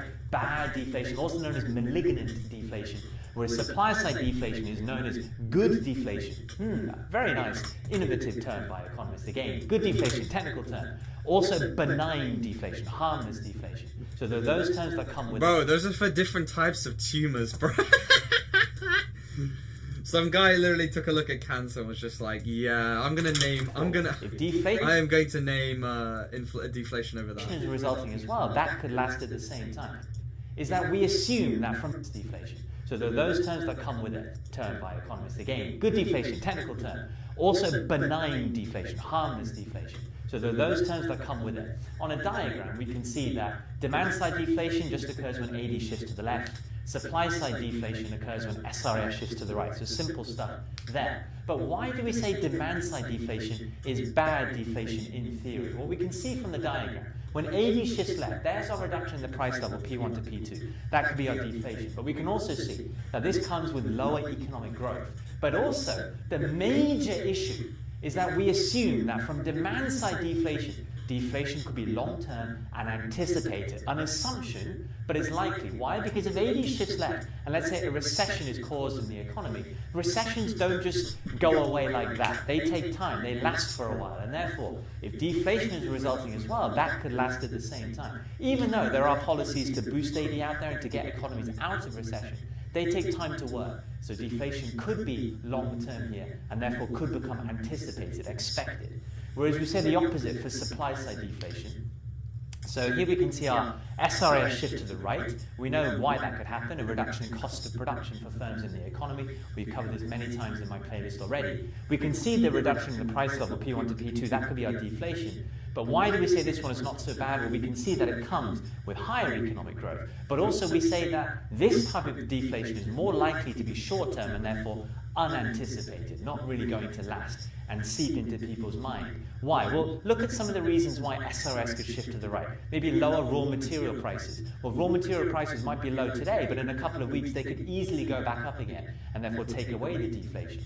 Maybe there is a strong exchange rate, so the price of imported raw materials has decreased, which has led to this deflation potentially. Well, again, exchange rates don't stay strong forever. They could weaken soon and take away that deflation. So a lot of those factors won't necessarily last in the long term, and therefore this deflation might not last for the long term. And that's why this is seen as not so bad, better for the economy. But the deeper issue is whether deflation becomes anticipated or unanticipated. Unanticipated deflation is beneficial. Short-term deflation is good news. Long-term deflation, anticipated deflation, is really dangerous. Now, we are simply making assumptions here, guys. It's not like demand-side deflation is always going to be long-term and therefore always going to be anticipated. It's not like supply-side deflation is always going to be short-term and always going to be unanticipated. It could easily be the opposite. This could be long-term, maybe. This could be short-term, maybe. We're just making some assumptions according to what economists tend to say in theory. But really, the deeper issue, the crux of the issue, is deflation anticipated or is it unanticipated? That's the key thing. If it's anticipated, deflation is dangerous. It could lead to a deflationary spiral. Let's understand why. Well, one major issue is that rational consumers are going to delay their spending. Why would you buy now if you know that in a couple of months' time prices are going to fall even further? In which case, buy when prices hit their rock bottom. That makes logical sense, doesn't it? But that's bad news for the economy because then consumption is going to fall now. That's going to reduce AD. How a business is going to react? They're going to slash their prices, discount. That's going to make deflation even worse. But the deeper consequence is not just a deflationary spiral, deflation continually happening in the economy. It's that when AD falls, you get lower growth and higher unemployment. Horrible, you could argue worse consequences for the economy. Another issue is that when there is deflation, real interest rates will always be positive. Okay, real interest rates is just the nominal interest rate minus the inflation rate. Now, interest is that when there is deflation, real interest rates will always be positive. Okay, real interest rates is just the nominal interest rate minus the inflation rate. Now, interest is continually happening in the economy. It's that when AD falls, you get lower growth and higher unemployment. Horrible, you could argue worse consequences for the economy. Another inflation, business is going to react, they're going to slash their prices, discount, that's going to make deflation even worse. But the deeper consequence is not just a deflationary spiral, deflation continually happening in the economy. It's that when AD falls, you get lower growth and higher unemployment. Oh, I paused at the worst point. Unemployment. Censor when you say it. Come on, man. Come on. That's a slur, man. Come on. Good. How are you doing on this fine afternoon? But good afternoon. Thank you. Hello there, Manga. Good afternoon. I thought I just saw fucking. I thought I was genuinely tweaking for a minute. Like I'd watched too many economics videos. Now I literally saw some leaves outside, and I thought those were a bunch of like garlic or like onions just attached to a branch. And I was like, what the fuck? My God. But yeah, DCA is going insane right now because he's having to learn about employment, which is very sad. And yeah, well, thankfully it's easier than my previous test, but I'm just like, man, I don't want to do this no more. I just gotta keep going at this point. Horrible, you could argue worse consequences for the economy. Another issue is that when there is deflation, real interest rates will always be positive. Okay, real interest rates is just the nominal interest rate minus the inflation rate. Now, interest rates can only really fall... Hold on. What did he say? Positive. Okay, real interest rates is just the nominal interest rate minus the inflation rate. Now, interest rates can only really fall to 0%. So even if the central bank cuts interest rates to 0% to try and stimulate the economy and promote more inflation, interest rates will always be positive in real terms. And here is why. So let's say that interest rates is 0%, nominal interest rates is 0. Well, let's say deflation is 2%, minus 2%. The real interest rate is going to be the nominal interest rate minus the inflation rate, which in this case is minus 2%. 0 minus 2% is a positive interest rate of 2% in real terms. So the real interest rate is still positive at 2%. Scary. That makes logical sense. That's because even if you're saving money with a 0% nominal interest rate, that money is gaining value if prices in the economy are falling, right? The value of that money is going up. The purchasing power of it is going up. Even if it's not getting any nominal interest rate, it can actually go further in buying goods and services if it's just parked away and prices are falling in the economy. And if that's the case, if interest rates in real terms are always positive, the incentive is to save instead of to borrow and consume, or instead of to borrow and invest in the economy. And if that's the case, if interest rates in real terms are always positive, the incentive is to save instead of to borrow and consume, or instead of to borrow and invest in your business. Well, saving makes more.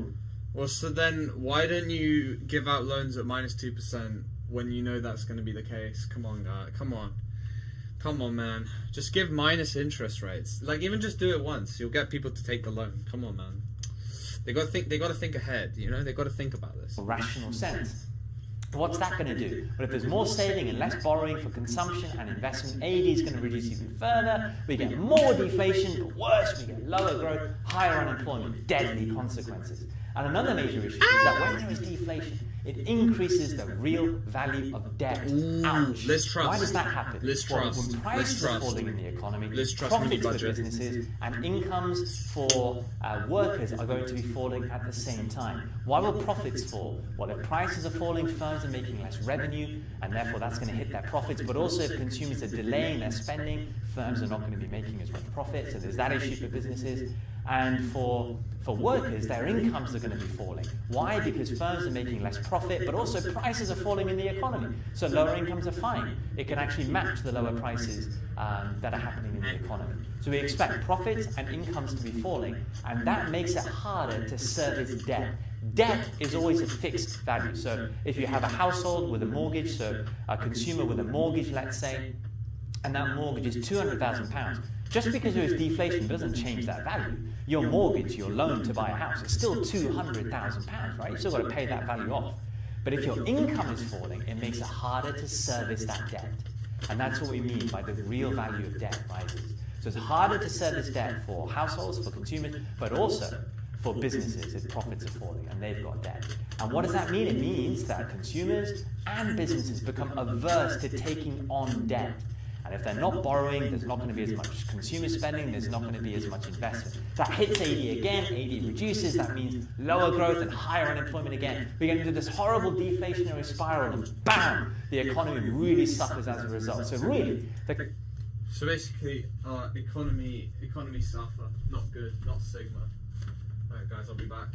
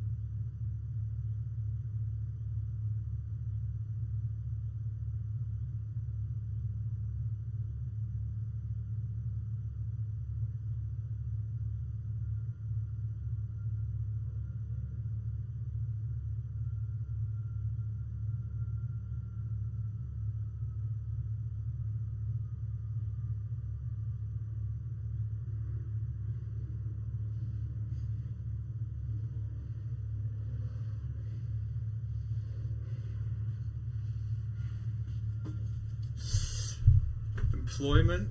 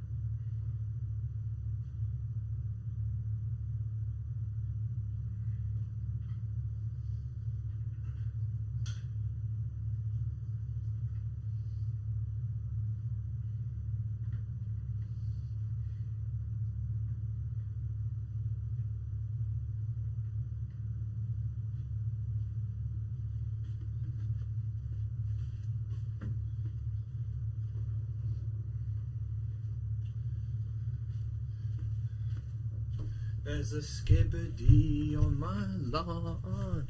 There's a skibbity on my lawn. There's a skibbity on my lawn. There's a skibbity on my lawn. Oh yeah, skibbity on my lawn.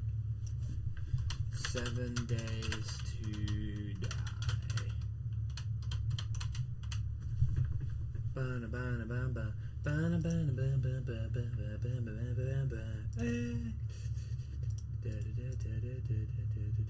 Alpha 21. I don't know about the Alpha 21. I haven't got a different thumbnail. Can't be able to make a new one. Alright, bet we'll use that one then. Skeeb. Alright, 7 days to die. Now, I have not touched this game in years. I have not touched this game in years now. We're gonna play it again. We're gonna see how great it is. We're gonna play perfection, my friends. We're gonna play it so good that it's never been played before. Okay. Wrong video.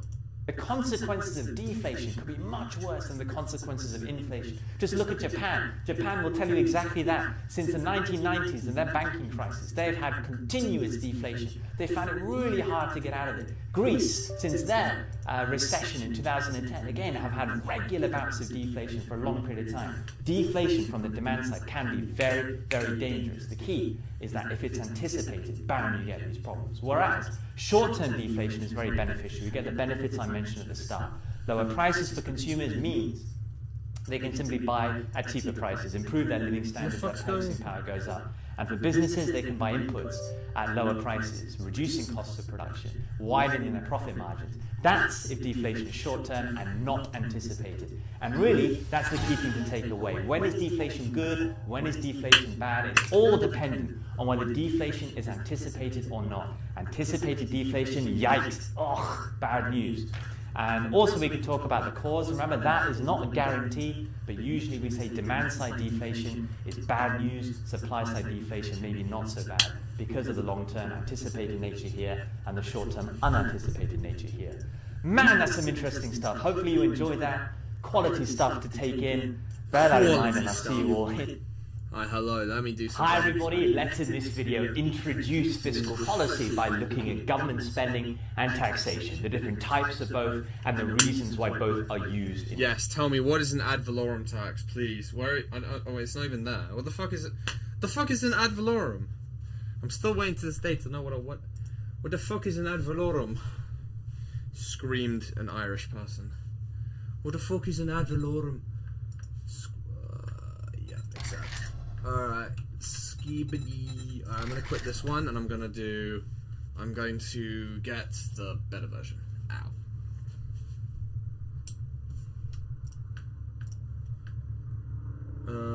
Let's just play regular. When is the next regular stream? Good question. Now you see, I've got like a 2.5 week break before my next exams, but then all the rest of the exams are going to collide. Not right now, I've still got my exam on Monday, but I mean after that Monday. Now, I don't know if people are interested in weekday streams, because I'm assuming you guys are still in school. And I know like the last week everyone's going to be on their half term, but that'll be my 1 week before my exams. So, I'm not sure if I'll have to be more locked in then. The fuck, 1,000 frames? I just get 1,000 frames of this game. I'm basically just having a little mini break real quick. What is it? Hold on. DC is basically having a little game break because he needs to sort his mind out right now because DC is literally dying. Type of indirect tax. Oh, okay. So ad valorem is a type of indirect tax. But what is it for? Like, what's it on? Like, VAT is an example, yeah, that's an indirect tax, but that's on, like, cigarettes and stuff. That's, like, added, sorry, no, wait. VAT is just added on anything that's non-essential. Yeah, pretty much. What the hell, they got U2s? What's going on here? I've not played this game in so long that I'm looking at it like, what happened? Like, what happened? Also, what? Oh, I guess it's because the Solid hasn't updated his chat in a while. I'm not sure if it's compatible with this game. We'll find out. Is it compatible? If it's not, oh well. Come on, man. I'll just turn it off full screen, man. I've not played this in so long. Their UI has improved a lot. Ultra full screen off. Yeah. How about I can actually look at chat? How about that? Blocked players. I don't know about that one. Ooh. Can I do video exclusive? What's exclusive?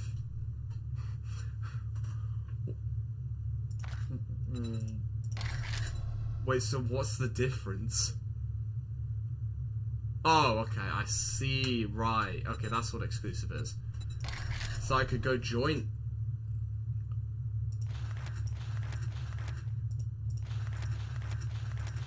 They now have preset characters. Look, I haven't played the game in a while, but... Wait a minute. Bro's a knight? Yeah. I'll take that.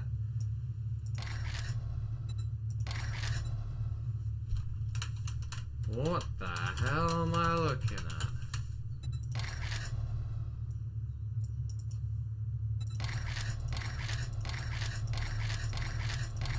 I should have taken that first one. That first one was pretty good.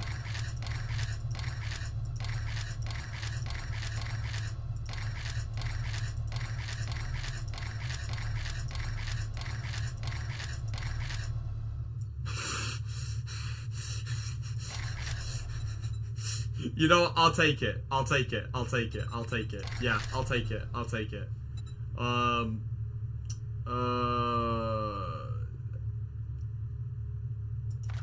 Off.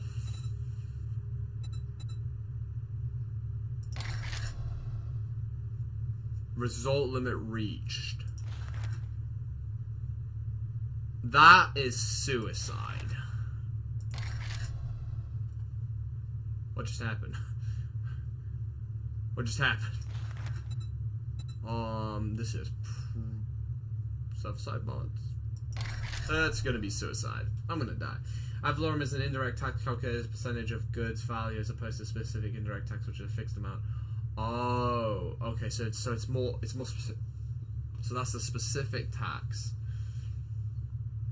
Man, this one I'd actually have to just leave until, like, unless there's like a starter bit, which I doubt there is. Ugh. Ever since I got banned on Rust because my Steam account got hacked.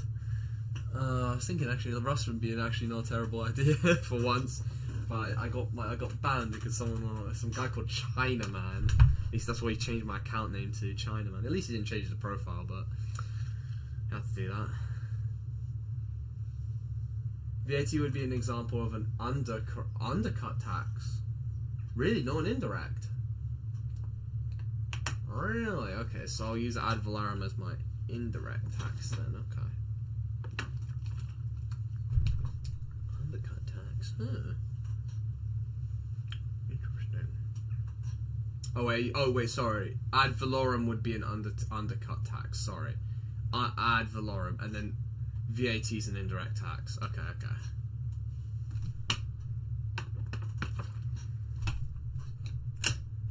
But on the about 20th of June, we'll be so back. I might actually be on holiday or something just straight after, but if not, then we're so back.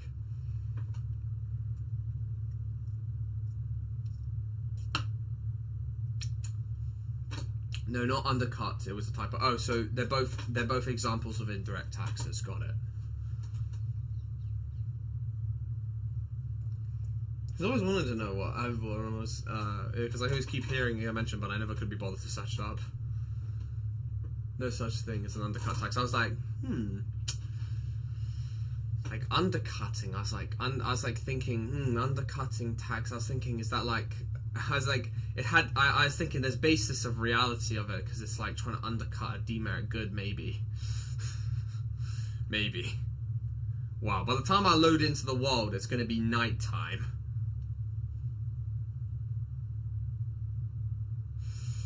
That's so unlucky. Come on, man. Really? Nighttime? I might just even do single player.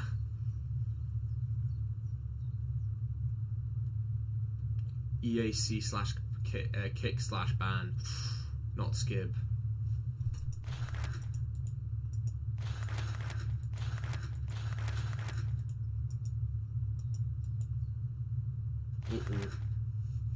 Try not break it.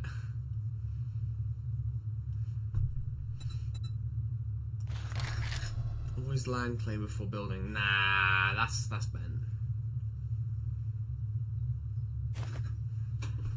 Hello, 6 p.m. in game. Ooh, 6 p.m. Ah. How do I pick up stuff again? What? Oh, is this the starter realm? Open the challenges.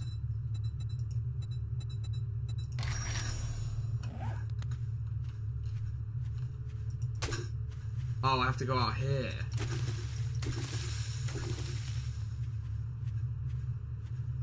Ah, yeah, no thank you. I'll start my own single player world. Yeah, I'm alright. Nah, there's a gen. What the fuck is preggin?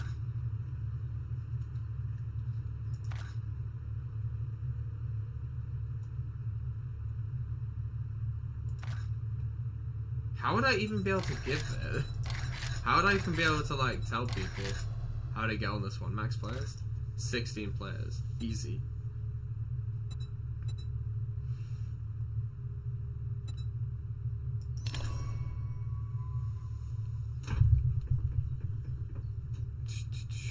Oh, I've played quite a bit of Minecraft recently. I was just thinking, like, I haven't touched this game in a few years, so I might give it a little cheeky try. Especially since because I'm probably gonna be doing maybe the MC tournament coming quite soon, or probably like they're kind of just an MC stream probably after. But then again, it's gonna be on a weekday though, after my exam and stuff. So I've done quite a bit of a little bit of that MCing. I haven't touched this game in like 2-3 years. Like I see the UI and I'm like, what the fuck happened? I'm like, what? Well, that was quick. But it hasn't even built the environment. Why is that? Oh, there we go. I was like, hold on. Open challenges window. What's tweaking? Right. Okay. Oh, I see. It's meant to like... R. Is that how you do it? Okay. It's been a while since I've played this. I'm just looking at this like, right.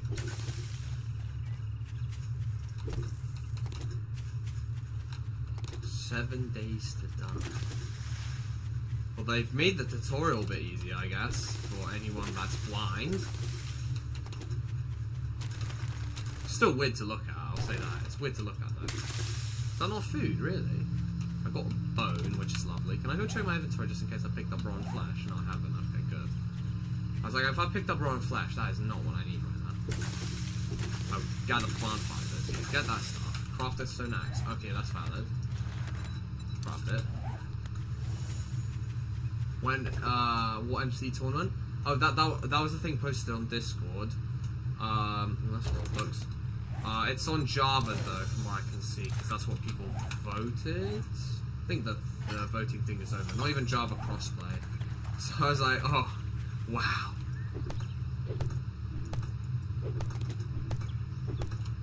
Oh man, really? This early on? A dog! A dog! A dog! This early on!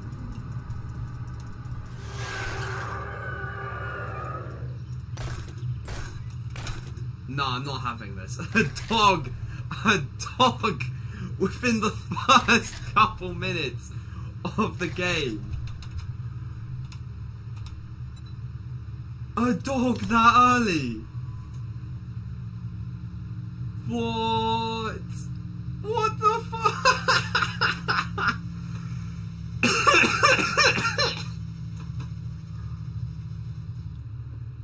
I don't think I've ever been this unlucky in the game, ever. Is this just a part of the new DLC in the game that dogs are in the starter area? I thought those don't even spawn in that early.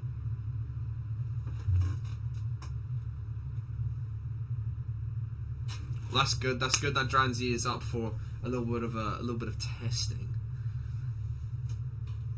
That is good. I mean, I really hope that with all this testing, we don't end up with the funny moment where everything just completely collapses as everyone joins. That would just not be ideal. Are we right next to a trader? I think that's a trader, isn't it?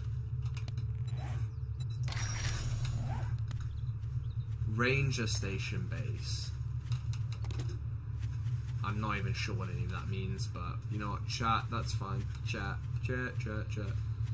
Ranger station base.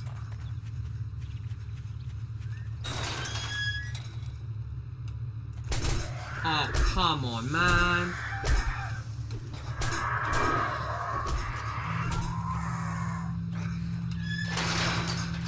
Oh, there's zombies in there, lovely.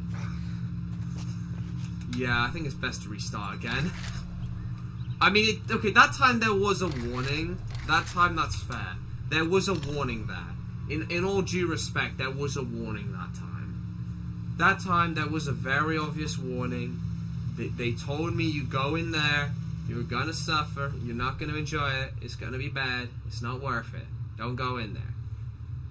I didn't listen, and I got what I deserved, but still... Blah blah blah blah blah blah blah blah blah blah blah blah blah blah.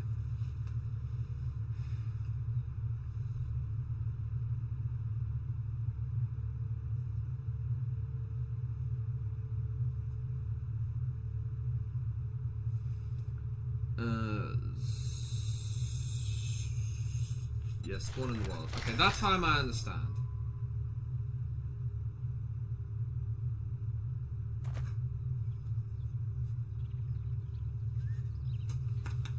Okay, alright, fine.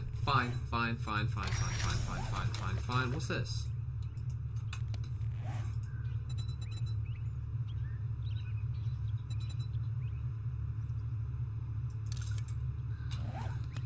What?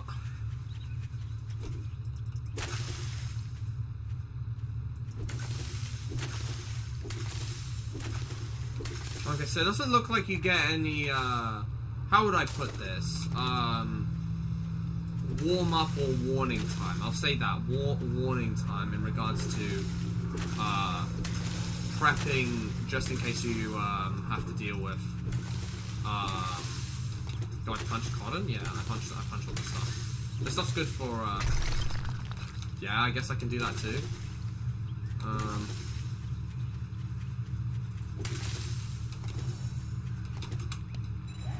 Okay, stone axe. Okay, I press the W short key, okay, right. Recipes, cloth fragment.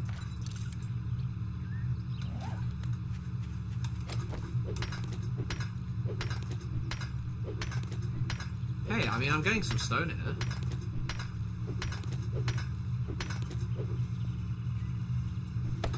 Wait, so when is it? Oh, sorry, I don't think I actually said. I'm not exactly sure on the date, but I feel like it'd be on a weekend coming soon. I'm debating if I do it on, what would it be? Not the Saturday this week, but the Saturday next week. But it's like, the reason why I'm still debating it is because, like, oh wow, that's new. The reason why I'm still debating it is because, yes, I'll have like a week and a half before. You know, actually, fuck it. If I'm having a week and a half before my exams, we might as well do it. Fuck it. It'll be on that Saturday. I'll see if people would be more willing on a Friday, but I feel like people will be only able to join on Saturday. Gosh. Alright, let's go plant some pine cones real quick. You know, we like our nature.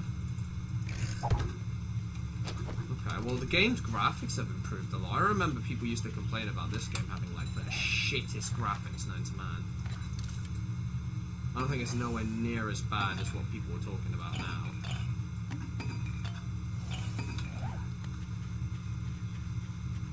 But then again, they've had quite a few years, so fair.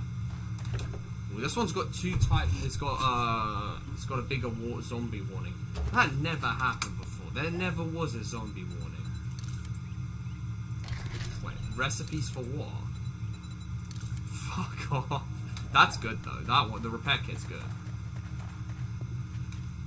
I thought that said not destroyed workbench. I was like, holy shit, I've struck gold.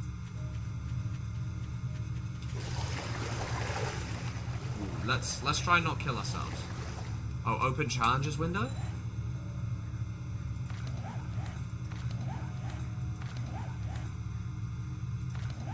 Oh, why? I'm an idiot.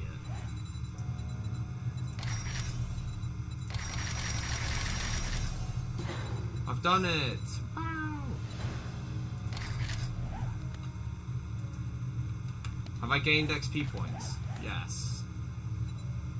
I could go pure nasty the brawler.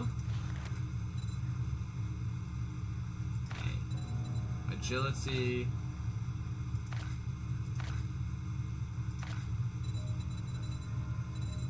Oh, yeah, definitely lucky looter.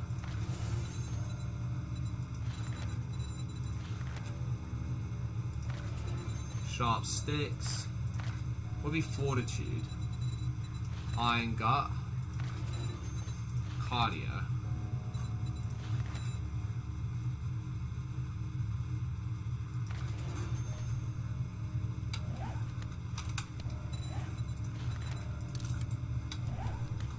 I'm doing the tutorial stuff because I need those skill points, bro. That's just a fact. I need them skill points.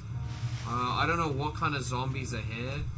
I kind of don't want to test my luck though, because I've been testing my luck too much and I've just been getting fucked.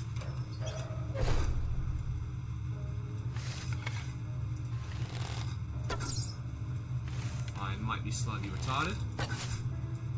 That is not an alive zombie.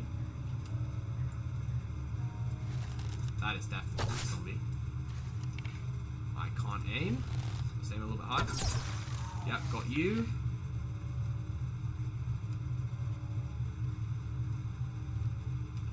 Seriously, nothing. Okay, let's maybe not do that. That will alert them to us.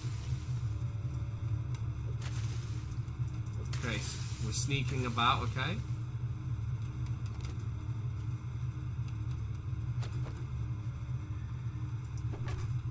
That's dead. Potato plants? Hell yeah. Oh, no, pick up. I'm an idiot. It's fine.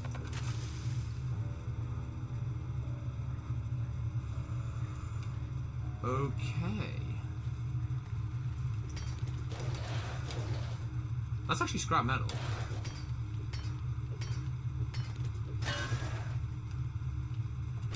Destroyed though. It's a shame when it's destroyed. Oh, I was like, I'm not deaf. I can hear that.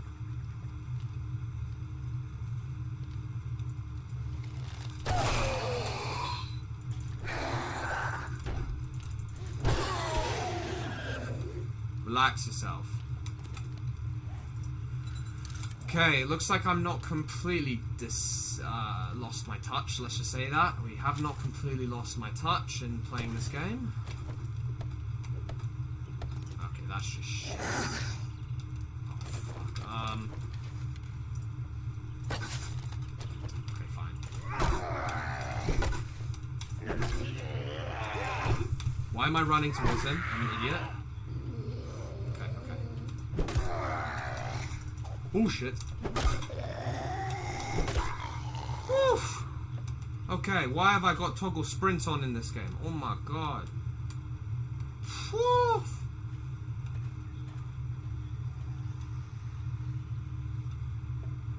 Bomba clot. Let me, where's my landclay block? Bomba clot.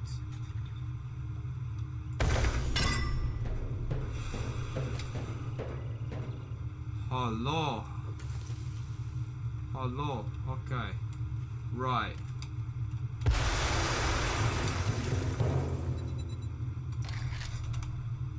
Hey! What just happened? Hey! I just broke my landclay block because I'm retarded. That's not what I meant to do. Oh, shit. Hi. There we go. Finish. Shit. Okay, this might be bad. You're dead. Yeah, I'm debating going there. Okay, we're getting the XP, I'll say that. We are getting XP. Oh, I was meant to upgrade my skill with doing tools. I'm a muppet. Yeah, there's the bedroll, not the bread roll, idiot. There's the bedroll. Let me hold bedroll. Alright, let's just place it on the ground. Craft building block. Okay, yeah.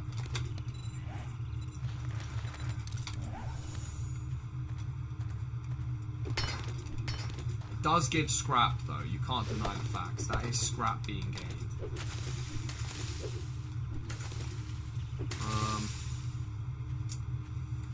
Okay, this might be tough. This might be tough to explore. Primitive hood. Yeah, I probably should get these. Why? Oh, I'm just out of plant fibers. Damn, why am I not getting my plant fibers in right now? This is embarrassing. Get your plant fibers in. Dumbass. Primitive gloves. Yeah, get them gloves going. My god, what are we gonna do if I don't have my full gear? Wear this stuff. Wear it all. Oh, he's looking the part now, isn't he?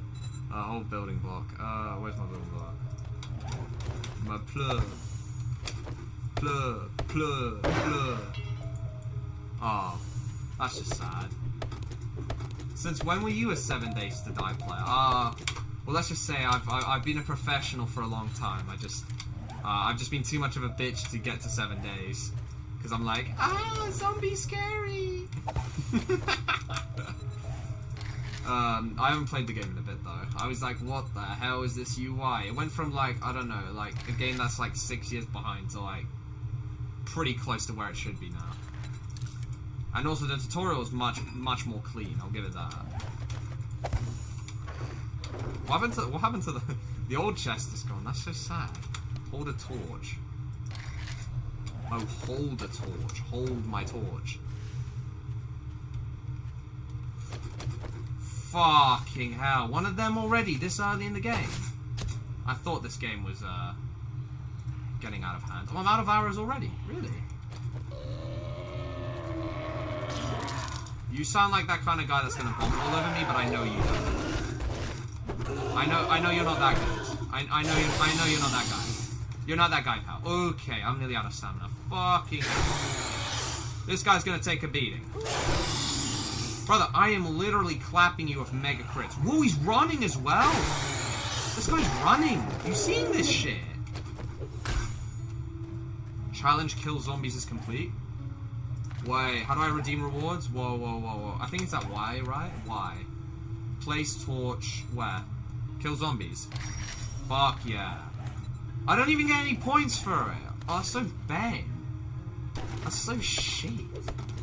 How the fuck is this still running, Lemma? I will say, I can tell, like, the age is starting to affect the app now. Now, you may wonder, what do I mean by that? It's in terms of, like, oh, hold on. Hello? Cole? It, like, in terms of, like, I can't use explicit full screens anymore with it. Okay, well, that's just unfortunate. Can I craft some stone arrows? Oh, stone spear! Don't mind if I do. Seriously, robotic turret ammo, is that cheap? Hello. Turret? Recipe. Oh, fuck. Well, there goes my, Oh, I can't throw it. How the fuck do I throw? Wait, so how do I throw them? Well, this is better than a wooden club. That thing just insta-kills. Wait, so do I have to get a skill point just to be able to, Okay, hello. Okay, arrows time. Do I need to get a skill or some shit? Ooh, lockpicks. Now that's good. That's good. Getting lockpicks this early on is very good. Are these zombies even shit? I don't know. I don't think so. I wouldn't risk it. I'm too much of a bitch to play this game. me when I play Mr. Hop's Playhouse, I literally am like, ah. Ooh, I'm actually starting to feel encumbered. That's not good. Recipes. That's actually quite a few. Door, steel door, hatches, and more. I am sorry to be this guy, but we are currently in need of, I need to get more space quite soon. This ain't good. Let's see, how, recipes. Cornmeal? Why did I ever get that? Grilled corn. Oh, I didn't even get Master Chef. I'm such a muppet. I don't even have Master Chef.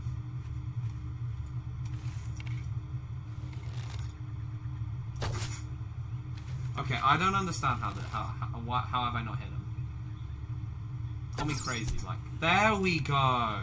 I was like, how? I was thinking, like, do I have to aim above or some stupid stuff like that?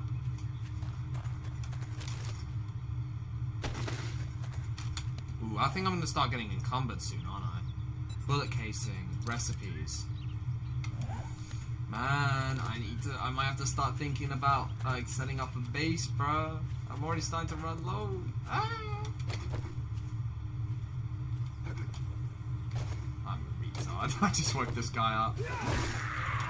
Then again, the spear is so lethal. Yeah, get out of here. I still don't know how to throw this thing. I think you have to have a skill, don't you? This thing is good!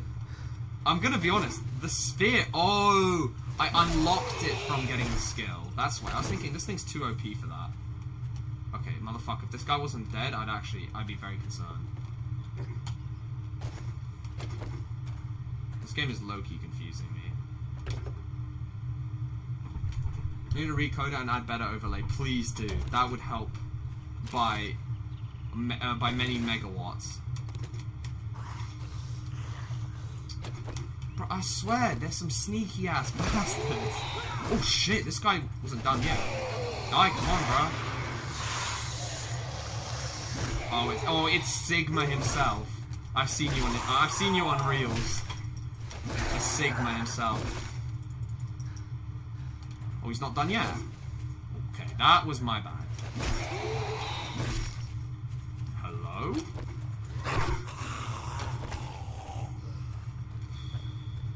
Okay. To be fair, I should be crowd. Yeah, fuck's sake. I was like, to be fair, I really should be crouch walking, but hey. Maybe this will execute him. Oh my god. This guy actually runs. Why is he running? I thought so. I literally could tell there's another one. What, so can I not set up shop in these places anymore?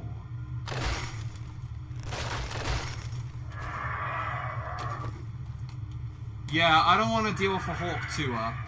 Yeah, I don't think I'm going to go deal with a Hawk Tour. Yeah, I'm not dealing with a Hawk. I'm not, nah.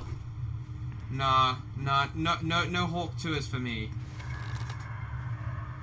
Bro, why is he hawking like that? Bro really thinks he's a Hawk Tour. You are not the real Hawk Tour, I'm sorry. You're not that guy, pal. You are not that guy. You are not the... Oh my god, I forgot. Oh no, you can't break him, okay. Arrow. Fucking hell, you sneaky little bitch! I heard him like 2 seconds before he hit me.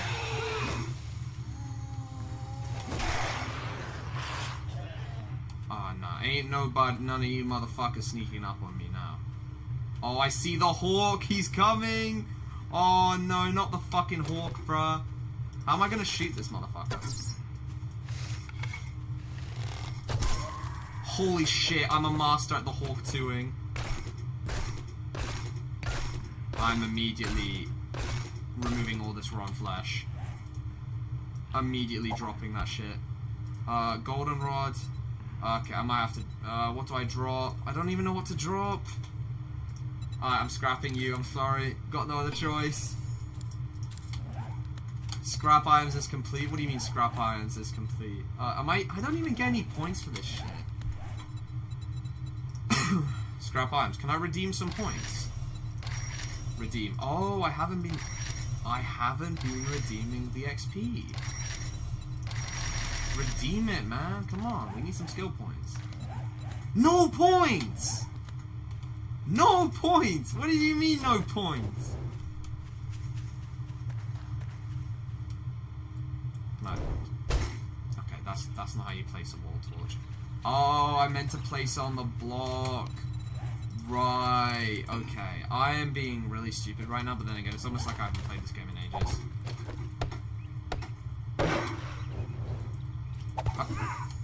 Can I pick up my torch? Thank you. Oh, wooden spikes trap, right. I need to get Master Chef and stuff, because now because I'm like... Also, I'm like encumbered at the moment, like this is not good. What do you mean craft cobble? You can make these? I thought you needed, the grinder or some shit for that. I thought you needed a grinder. crushed sand. No, I'll eat the moldy sandwich. I don't care if that's gonna damage me slightly. Like, who the hell cares? I get like, it's worth it just eating it. Okay, I've got Iron Gut, Rule 1 Cardio. No, I need some good stuff. I need, Sphere. Oh, okay, right. If I do that. Okay, so what I need is, can I get, not lock picking? It's pretty good, but I need, like, where is, Master Chef? Yeah, I was like, do I really have to search up Master Chef? And indeed I did. Oh, I'm already out of points, really?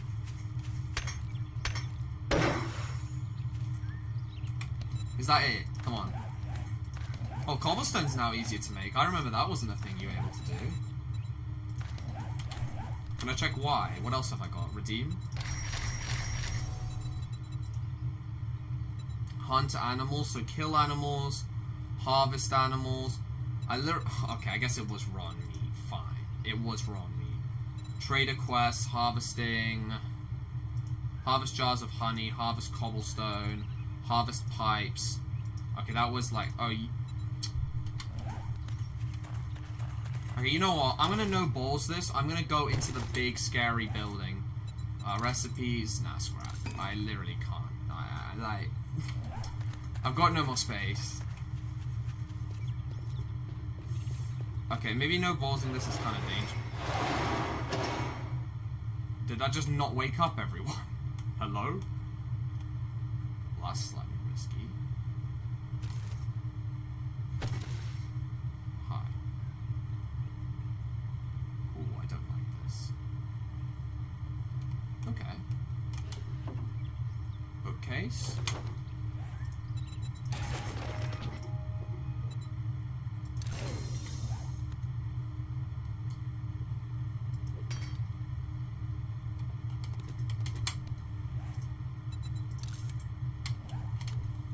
That's good, that's good. Ooh, beer? Is that beer? I think that's beer. Or am I tweaking? That's beer. Recipes. Health, water. Drop that. That stuff's pretty shit. No, nothing in there. Alright, first building heist successful. Okay. I don't see any zombies yet. That must mean the main part is going to be absolutely full of them. You, what are you? What, in game or in real life? I'm a new Kanye follower, let's just say that.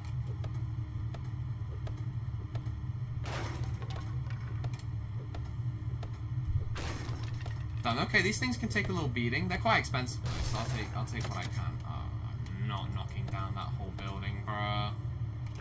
Such army truck. Give me a gun, please. That'd be so good. Gave me a spear, to be fair. Let's scrap that. There's no point. Let's drop that. Now what the hell do I do? What the hell do I do with the rest of the stuff in my inventory? I'm dropping this because it's nowhere near as good as goldenrod, so I'll drop it. What the hell do I do with half of this stuff? No, I definitely can't. I'm too much of a bitch, Ninja, to get to 7 days in this game. I am way too much of a bitch. I see 7 days to die, I'm like, ah! Like, I am not Vigstar321 or Markiplier with Wade and, what else when he did this game again? Even though now it's been even a while now since then. Bro, do I actually have to knock down the doors here? Nah, there ain't no way I have to knock down the doors. You're actually skibbidying me right now. I think it's legit quicker for me to just make an entrance. Also, that's a lot. That's gonna take a while. Let's not do that. Oh, but DCA, if you break through this, it's gonna take you 50 years. I know nobody said that, but that's the price you gotta pay. Because if you gotta do basic angles right here. If I did that, I'd double my work for no reason. Goodness gracious.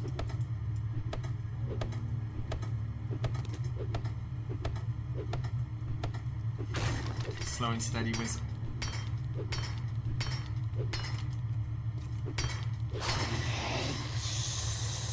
Maybe they'll do the job for me.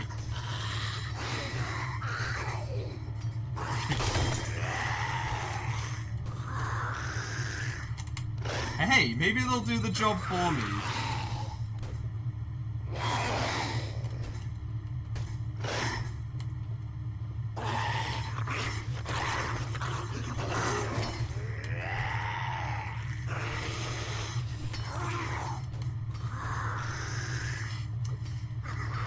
I was like, okay. I was like, are you serious right now? And then I go check the other one and I'm like, hell no, I'm not doing that. Let me just check behind me, because they're so loud I can't hear if anything comes by me.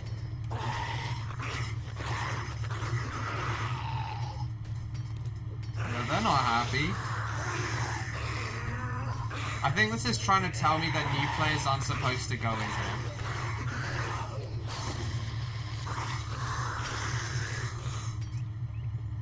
Okay, chill out. Chill out. I'm gonna have to calm my game volume down because it just sounds like they're giving the biggest slur ever.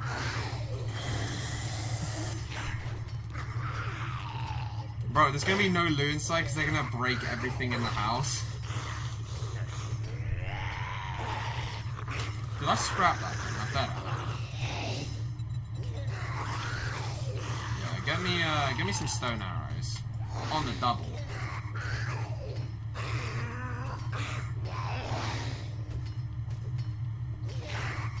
Yes, I'm gonna have to break the other one down, I'm well aware. I'm at least just gonna be able to kill all the zombies though.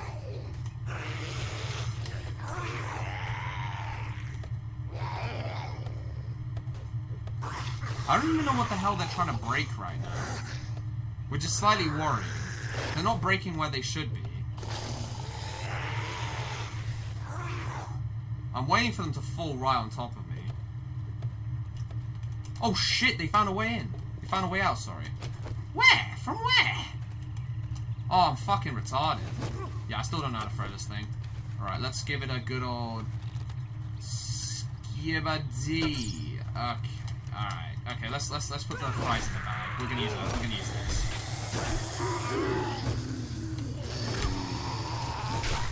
Oof! GG's, bruh.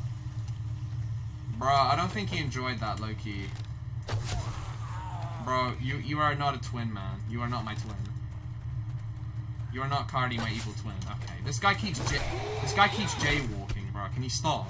I can't hit him if he keeps jaywalking. Oh my god. Actual time wasters, bro.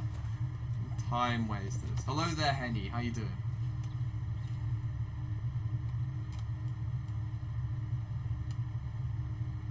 Scooby snacks. Let's try and not piss off everyone in here.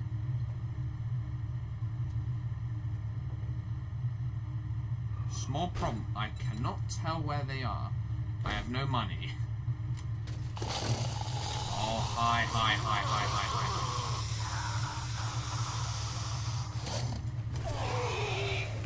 If you keep quiet. Thank you. Of course they've searched everything.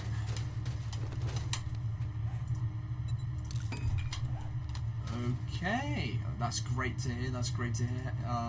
Henny, that's great to hear. Explosive. Let's use that. I hear someone smacking something, that's not good. This isn't good, I'm already encumbered. Oh, there we go. Water cooler. Can you get me some water? Oh, a nice bottle of piss. Oh, yes, please. Yeah, I'll take it. What do I even... Like, I'm trying to make sure I'm not, I think I might be hearing a zombie or something, that's why I'm just like, what the hell do I even... Yeah, it's better not to drink that. What the hell do I draw? Okay, the paper definitely, fine. I don't want to drop the murky water for obvious reasons, that's literally. Oh, okay. We won't need you for a while. We have to think practically here. So we're failing econ? Yup. Yup. No. The second paper is okay, let's be a bit careful. Hello. You take a lot of hits. Like, I mean a lot of hits. Okay, hi. I don't think I'm going to regen my stamina in time to be able to fully finish you off. Paper 2 is a bit nicer, and I just confirmed that with some revision earlier. And so I'm feeling far more confident than I did with paper 1, which is good.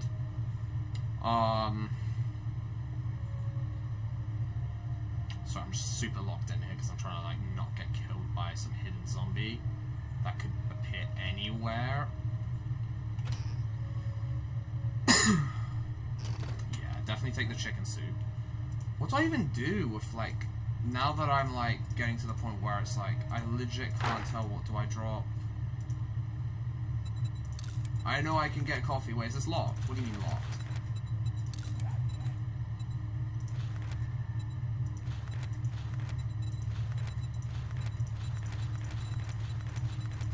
How do you even revise?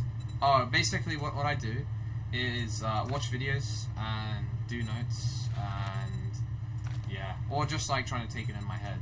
Yeah, I just do every past paper I can find, then go over notes or anything I'm not confident in. Ooh, if you get to that point where you're like you're at content mastery, then yeah, that is what you do next, which is then past papers.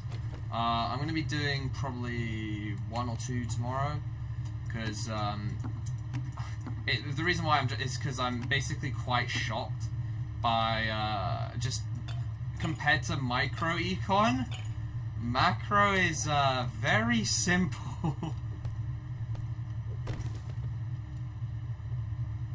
Like, when I say very simple, I was like, what? He's using starter diagrams in the end game? I'm like, what? Okay, I might be slightly... Okay, maybe I'm not retarded. I just don't know how to climb the ladder. This would be perfect timing for a zombie just to fuck me up. And I won't be able to do anything about it. To be fair, I could actually stay the night here. Like, in this specific area. Do you have any rocks? Yes, I do. I'm gonna go land climbing.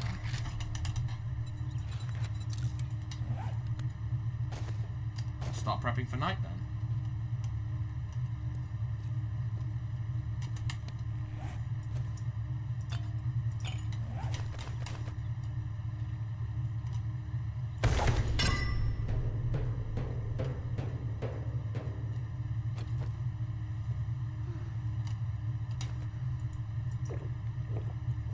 Get drinking, big boy. Get drinking.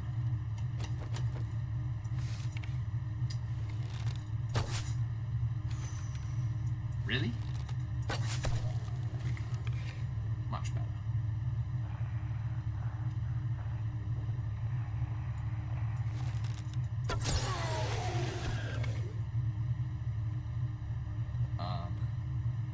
Chat, I don't think zombies are supposed to sleep.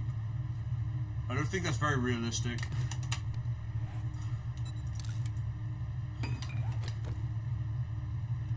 But yeah, I'm just going to enjoy a little bit of this. I think probably when nighttime properly happens, I'm probably going to dip for the time being, and I'm going to do a bit more revision on stream.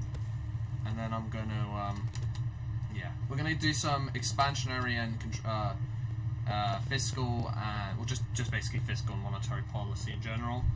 And then, yeah, we're going to be mostly done. Then it's just diagram. And also, yeah, I got to learn about free trade and tariffs.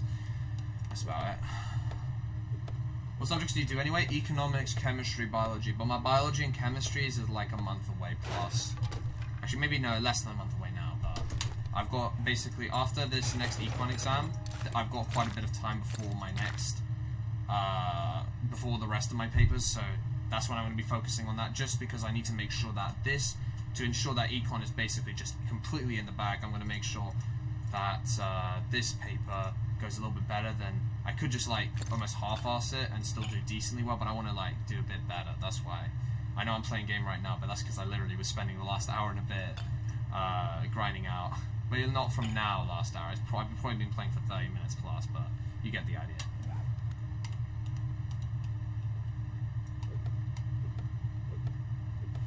And then, so after that econ exam, I'm going to be going on a mega science grind.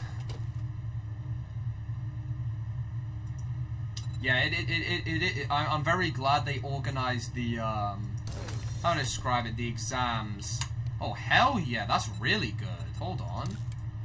Whoa, whoa, whoa, whoa, whoa. Can I just get better tools just now? Well, bone knife is a good idea, but I'm not going to get one just yet. Oh, they're scamming me. What about my... Okay, fine. You win. Oh, hold on. Oh, there we go. Sick. Repair it then. Let's go stone. Yeah, it was an upgrade. There was an upgrade there. I thought so. I was like, you cannot be serious right now doing this to me. You can't do this to me. I started this company. Do you not know how much I sacrificed? That's what you want to do now. 45 minutes of starting revising, then like 30-minute break and cycle. I mean, if you've got the time, then that's actually probably the most optimal. Especially if you've got the discipline to, after that 30-minute break, to go straight back into it. It's a good point, to be fair. Whilst I'm in like this, whilst I'm in this time frame, I should probably do that so I encourage myself to revise more. I usually just take like a 5-minute break and then wonder why I'm burnt out after like 2 hours.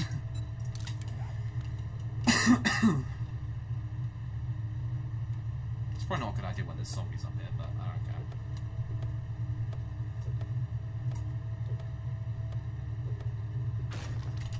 I don't know. Oh no, I did get Master Chef, so it's all good. Yeah, I might as well eat this. Don't use that. Don't take that. That's completely pointless to take. Oh, fuck.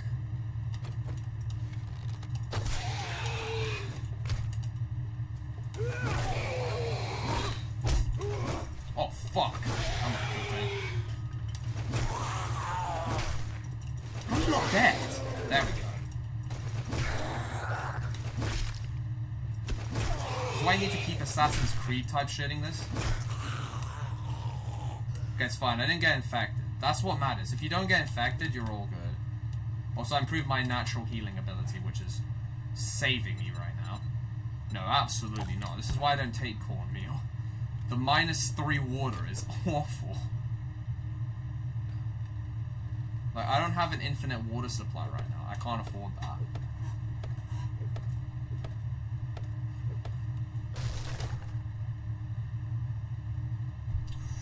Raw meat is going to absolutely... Okay, hello. That is a real good meal. Hey. What do I even do? No, I want... This is difficult. I'm now in a real difficult position now. I've got to the point where I should have just put stuff in a chest. Fuck it, we'll be encumbered. Fuck it. It's not that much, it's not that bad.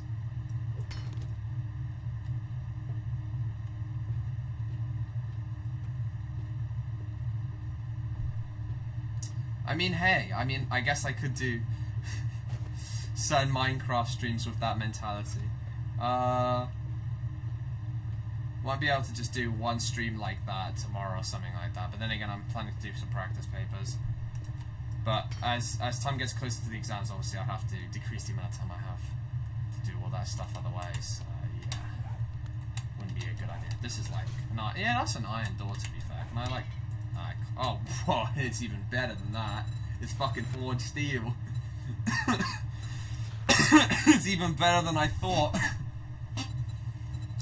Destroyed stone. What the hell? Alright. Bedroll, yeah, definitely get a bedroll. Campfire, yep. Wooden storage chest, yep. I don't know what the hell these boxes are here.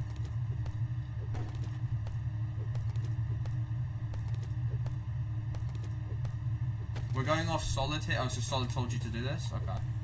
Oh, hold on. Where's my shovel at? Get that... Thought I heard a zombie. Get that pepper off of me. Yep. No, keep that on me. Nope, don't need that. Don't need that. Probably I'm gonna have all that stuff anyway in my inventory. Scrap, don't need that right now. Don't need that right now. Don't need that, I haven't got... Actually, no, I'll keep it on me. Don't need that right now. Keep the paper in there. Put that. Put the sand, absolutely. Scrap iron as well.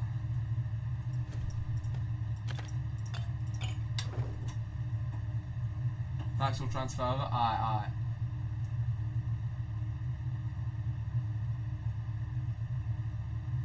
So how big the papers are.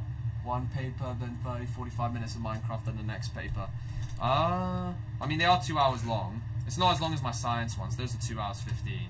Apart from Unified, which is 1 hour and 30, but that's like the complicated shit. It's just there's less stuff to write. Challenge, place campfires complete, really? Really, Migarini? Yeah, it's 1 hour until the big bad stuff happens. I don't want to... Cooking pot. Do I need this for cook? Fuck's sake! Do I really need cooking pot for that? Cooking pot for that? Really? Do I need a cook? Can I make a cooking pot? How do I make a cooking pot? I can't even make it. What do I even need? What do I need? Cooking pot. Oh man, that's so bad. That's just not good at all. It's fine though, we can live, but it's like, that's what we're searching for next time. A dew collector.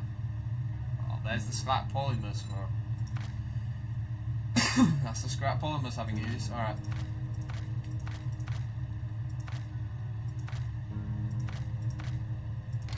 Shovel.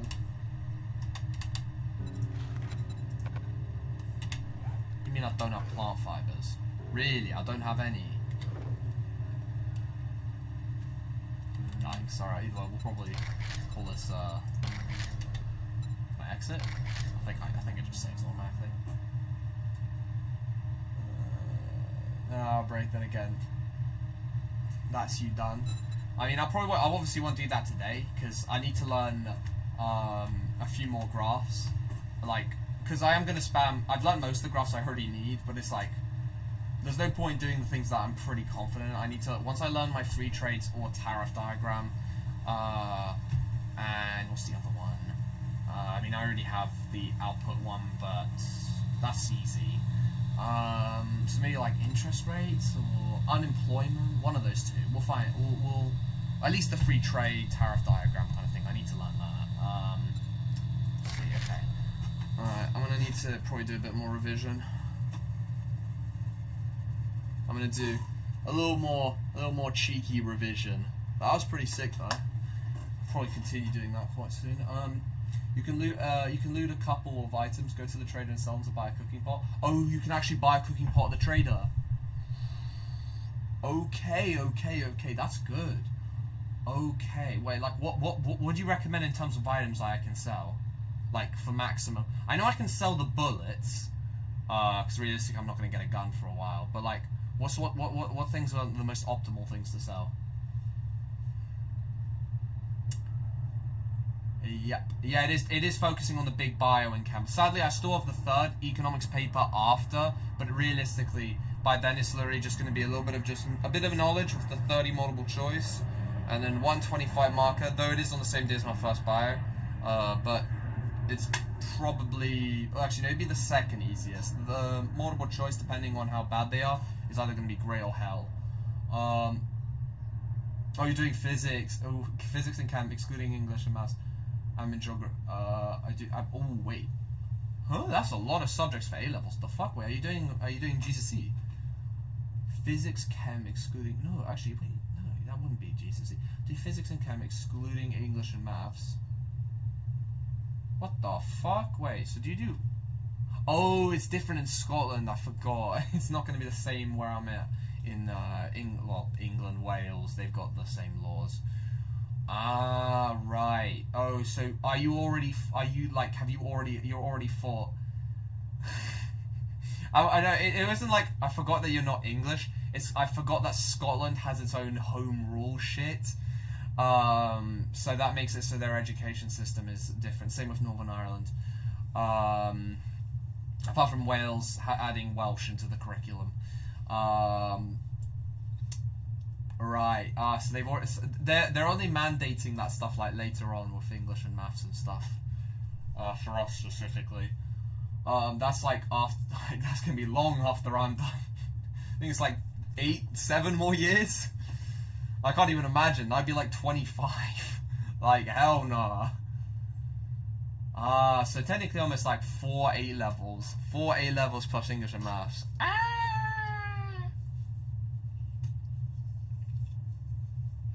Bad news, we have to send you the mods. Oh boy. Oh no. Oh dear. Oh dearie me. Alright. Well, we will be continuing with 7 Days to Die. Don't you worry on the revision sessions. Don't you worry. Don't you worry. Because, man, I forgot how enjoyable this game can be. I forgot. My goodness. We got obviously, we'll have to sit through the night, but that's fine. Actually, nah, we still got like 47 in-game minutes, which is like, I don't know, like, probably like a minute or so. So, if I can potentially go squeeze and do anything else in that time. Can loot a couple items, go... Oh, wait, hold on. The goldenrod plants and the red plants are easy to get as well. Oh, so, okay, so corn plants and those ones. Oh, seriously, they sell for a decent amount. Alright. Oh, mechanical parts as well. Well, I know what to do, okay. Well, when the morning comes around, that's going to be a speed run. I do Spanish on top of these as well. My god, it almost sounds like you're doing GCSEs at that point. What the fuck? Obviously, I can imagine the exchanges, everything isn't in as much depth. Because of just about double the amount of subjects. Okay, was it? Let me go grab that tile real quick. Right. Okay. The hell?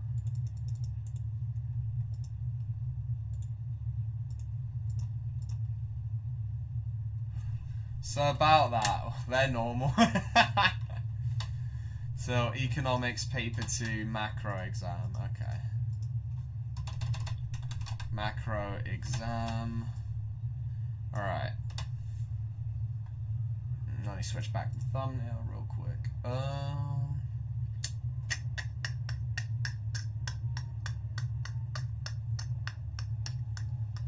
I'm blind as a bat. I know it's over here. There it is.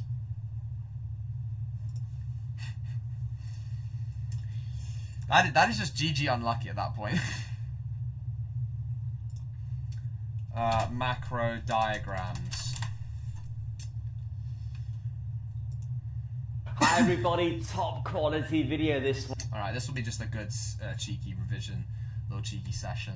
But, so probably my next break, if I do another next break this stream, I'll probably go on Garden Warfare 2. What the hell, there's another Superman movie coming out. Yeah, I'll probably do, multiplier effect, ADAS. Oh, that diagram. Oh, hold on, I think I know exactly what he's talking about. Yeah, wait, yep. Yeah, okay, I don't know about this one, but I know about this one. Yup. Oh my goodness. Hi everybody, top quality video this one. 6 incredible diagrams. Still in depth, hold on. So you do chem, right? Do you still have to learn about sorry, fuck, you know, I can't even say chromatography. Gas chromatography. Not just the regular one. Like, I think that one's like, that's called just like, I just call it reg chromatography or simple chromatography, whatever the hell they want to call it. It's just chromo. Oh, actually, then again, you still have to learn it in biology, but not the gas part. The gas part is purely chemistry. Dark, we may be able to test payroll today if it turns out certain we test payroll royale today. If it turns out a certain way we don't want. What do do you mean? Wait, it's elaboration.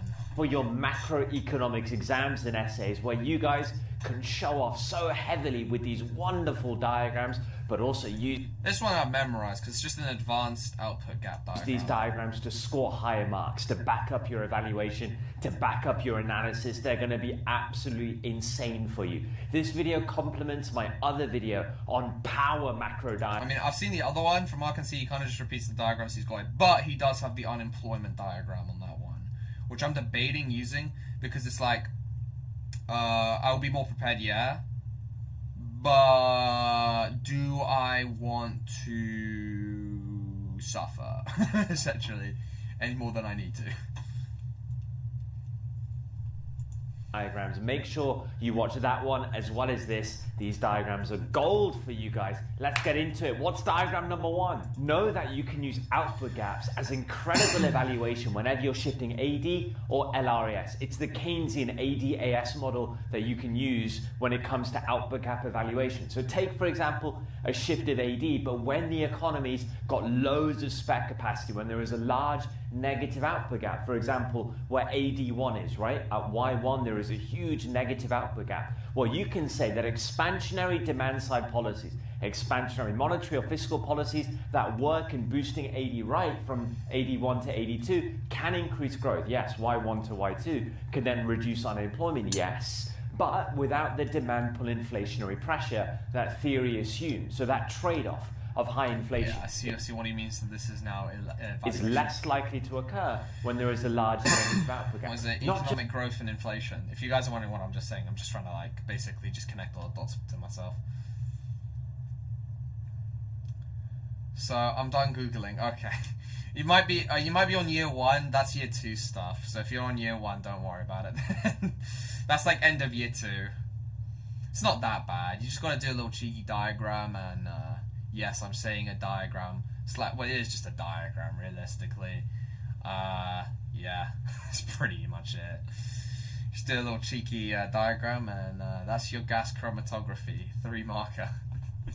Just when expansionary demand side policies are used for any AD shift to the right, you can evaluate the inflation trade-off by using that output gap evaluation. Equally, if LRAS is shifting right from a situation of a large negative output gap at AD1 trade-off by using that output gap evaluation. Equally, if LRAS is shifting right from a situation of a large negative output gap at AD1, you can argue that actually that shift is barely going to do anything for macro performance. Actually, what's necessary is for demand side policies to gap at AD1. You can argue that actually that. I believe what I'm doing is the equivalent of GCSEs, though apparently my thing is a little higher than GCSEs. I mean, then again, when I saw how many GCSEs Viego's had to do, then again, he got kicked out of he got kicked out of RS, which I still don't even know how, I think Solid failed RS or something like that. Everyone just keeps failing RS. Now, I can imagine, okay, fine, I didn't know what the fuck a synagogue was. I didn't do RS GCSE, though that was my best subject when I was doing it in year 9. Fair enough. I didn't know what the fuck a synagogue was until relatively-ish recently, when I say that like last 2 years. Fair enough.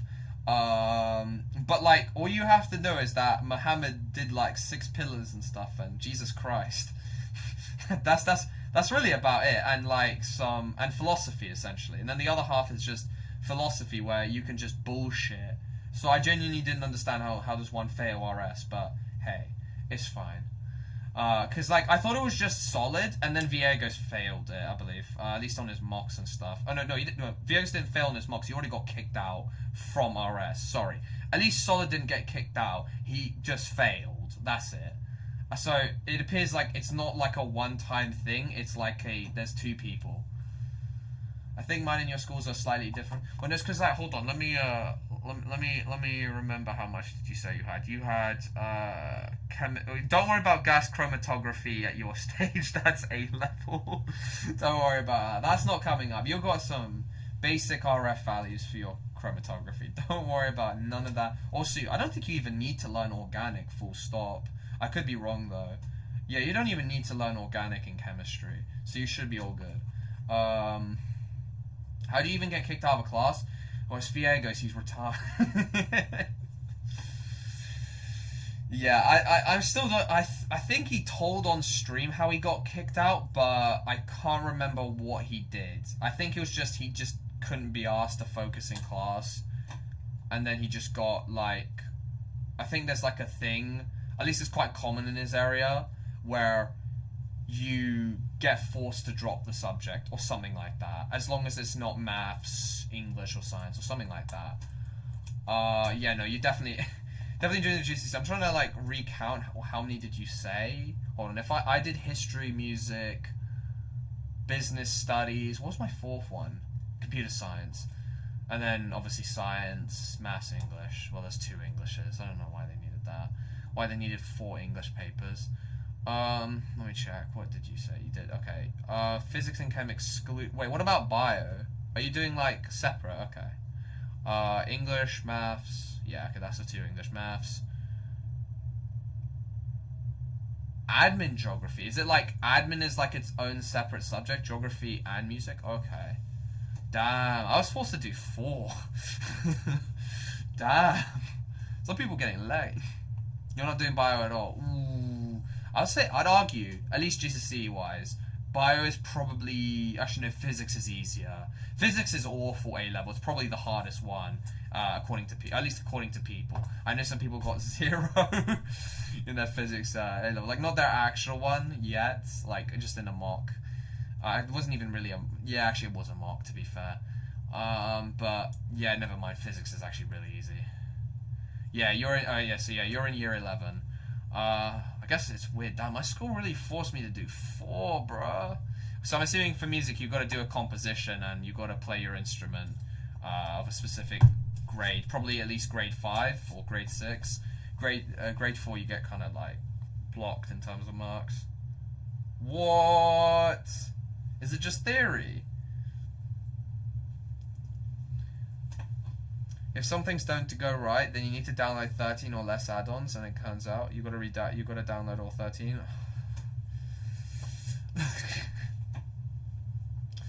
What? So what the hell's going on in music? The coursework was like the main thingy-majiggy, and then I couldn't be asked to learn the theory. The theory was just so dead. Like I didn't care about. Because basically it was just a bunch of highlighting. It was actually so boring. So you're forced to play 2 instruments. Okay. So, alright. You've got to play more than 1. Okay, fair. Alright. Okay. I mean, to be fair, that's a bit more fun than doing... coursework at first was fun, but imagine doing like yeah, essentially, you're producing a song for a year, and then another one for a year. So you've got to produce 2 songs. I forgot you had to do 2. Oh... 2 pieces minimum for each. Ooh, okay. Alright, your application one. What's the catch? Damn, okay. Well, they really want the practical side. Fair enough. I mean, hey, if you don't need to learn that bullshit theory booklet, what I mean is it isn't about what you think about theory where it's about notes. Nah, it's literally just glazing different artists' pieces. Then, honestly, that's probably a bit better. That's 50% of your grade. Total of... Okay, that's not too. 50% is insane. That's basic. Okay, so I'm assuming. What's your other thing then? What's the other one then? But the world is 100% ready. Once the world's downloaded, we will join and check everything. I bet. What are you talking about? Oh, you just sent it to me now. Yeah. Okay, I can imagine that is indeed a pass. I mean, that was the same for us. Once I did my composition and my what's it? Composition and yeah, the playing instrument. I had to play a grade 5. Well, I had to play Making My Way Downtown on piano. I mean, I only had to do 1 piece to be fair, so hey. I got grade 5 because I basically just didn't revise for the actual music GCSE theory thing because I already basically passed. Admin is so much easier, it's like a free A. Oh, come on, man. So rest this theory. Is it like the theory where you go into different people's songs and you basically just like say, this is a, let me remember, a cleft, a semantic cleft or something like that. This is a cleft. I don't think, it's not exactly a cleft. It's like got its own like specific terminology. Oh no, you don't understand the difficulty of our piece literally doesn't matter. What the fuck? What the fuck? What the fuck? I had to go up 3 grades. I had to go up from grade 2, unofficial grade 2, to grade 5 in the span of like a year. And I'm not a child anymore, so it's just like, man. It has to be National 5, but that's piss easy. National 5. Oh yeah, wait. You're probably wait. Hold on. What is that? Hold on. Let me go check. You might just be really good at playing instruments. Let me check this. Is National 5 in Scotland? Is National 5 in Scotland equal to grade 5 England?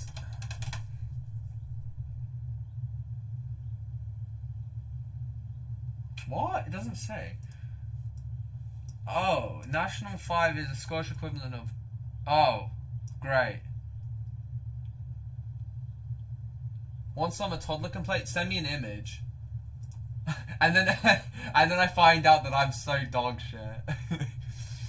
No, because I had to do some, play some weird ass shit. Oh my god. I'll have to go downstairs, but I'll be able to pull it up and be like, here you go.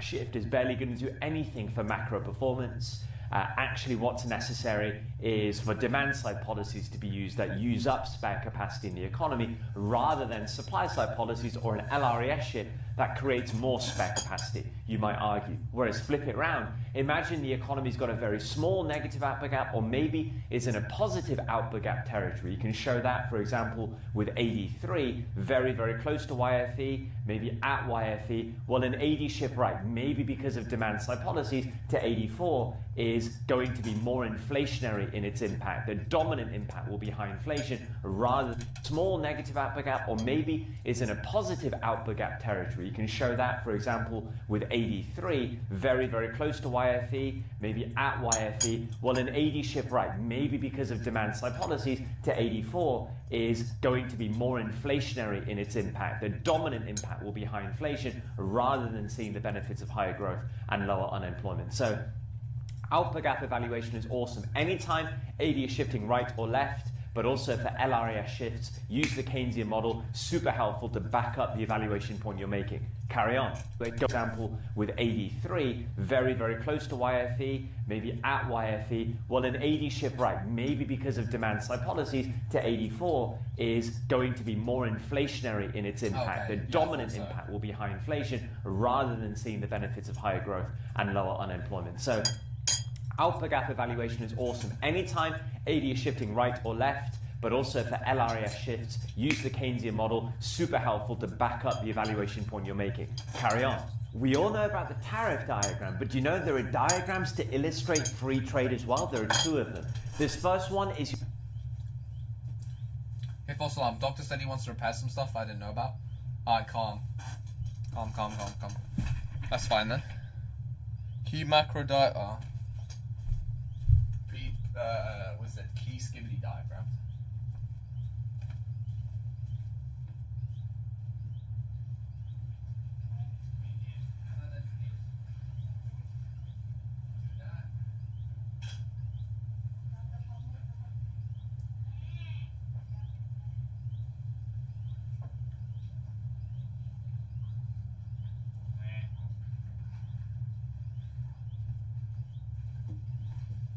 Okay. Q.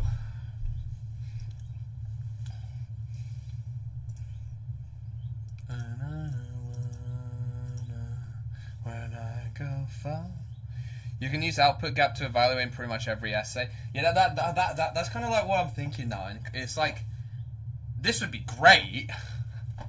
This is like fantastic, but Will I have enough time is the real question. Will I have enough time?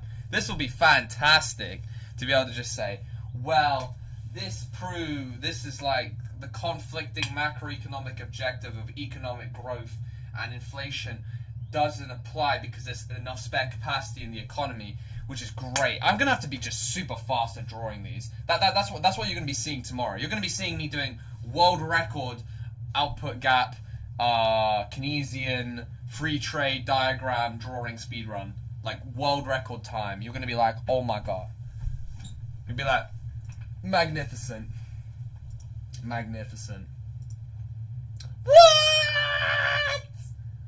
No way! This is. I'm not sure. This might be grade 1 at best. No, I feel like I was forced to do more in grade 1. This is grade 0. Wait, is this for piano? Is this no? Hold on. There's no treble clef. Where's the treble? No, sorry, not treble clef. Sorry, bass clef. I'm retarded. Sorry, the treble clef is there. They do have to play a sharp, but it's in 4/4, which is the nicest one you can receive. Okay, fine. They have to play a sharp.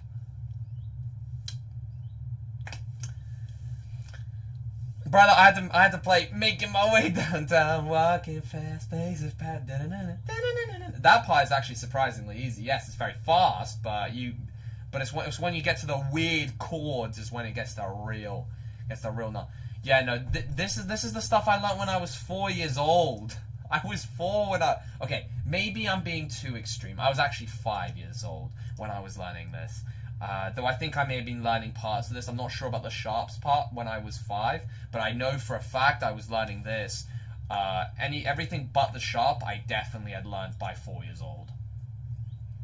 Notes. It's for keyboard. My school doesn't have piano specific pieces they could give me. Plus no teacher.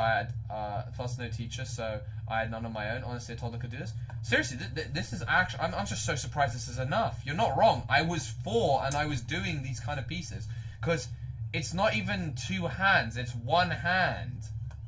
This is 1 hand. I was anticipating, ready to be humbled. I was really ready to be humbled. I was like, I was ready for a grade 8 piece, and I was just like, it is what it is. I was just like, hey.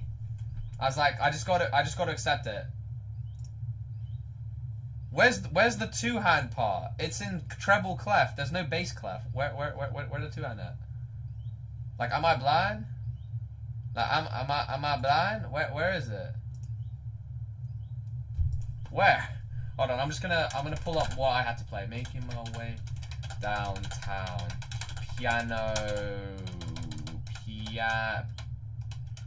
Piano sheet music. I might be tweaking here, but I swear there would be a bass clef. Yeah, I was right. Yeah.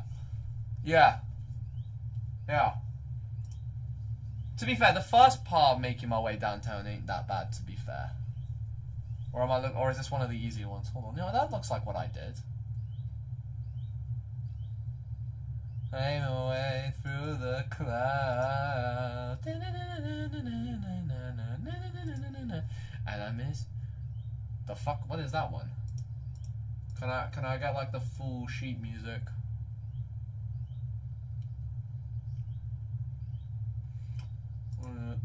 What's the other hand doing? Stroking it.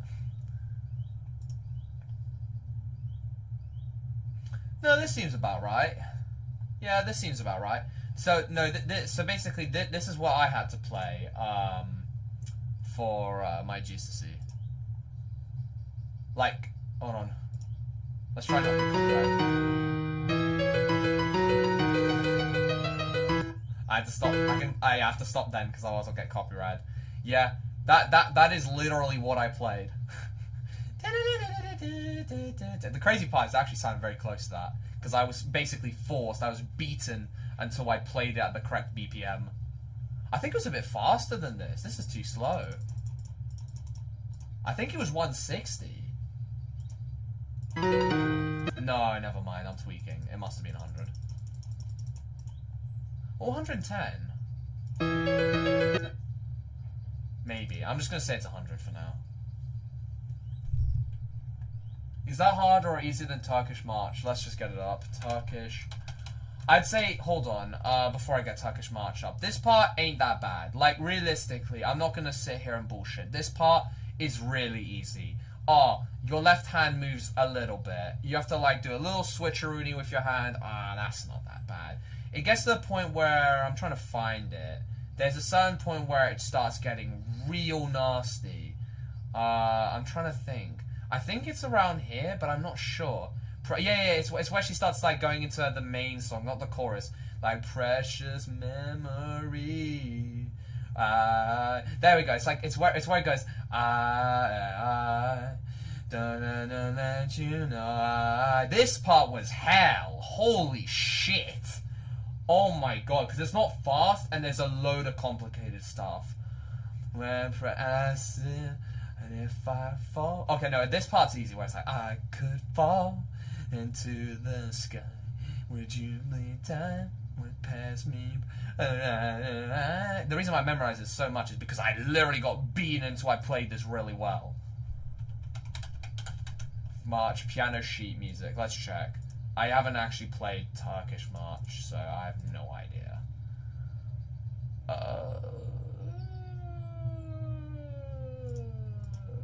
I'd say it's probably it is okay. It's definitely harder. It's most definitely harder. Not by too much, probably by 1 grade. I'd say this, yeah. Well, let me go check the BPM. Oh, then again, no. No, I just took a look at the. No, there's not too many sharps to be fair. First of all, I may be coping here. Excuse if I'm coping, to be fair. Yeah, no, it's definitely harder. I can definitely say this is most definitely harder.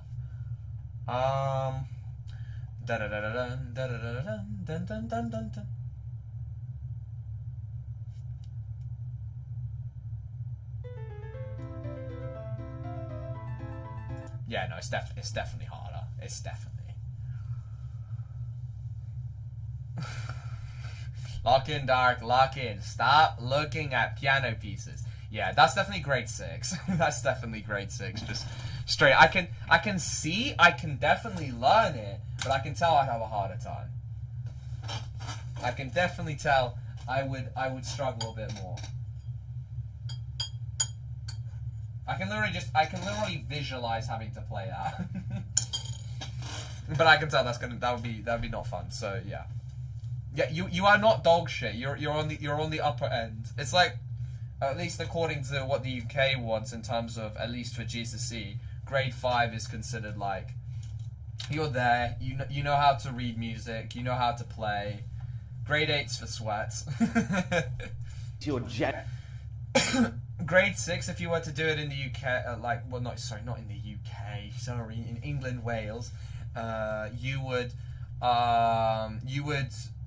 you'd get more leeway. Let's just say that. If you were to play that, you'd be able to make more mistakes in the actual proper exam thingy-majiggy.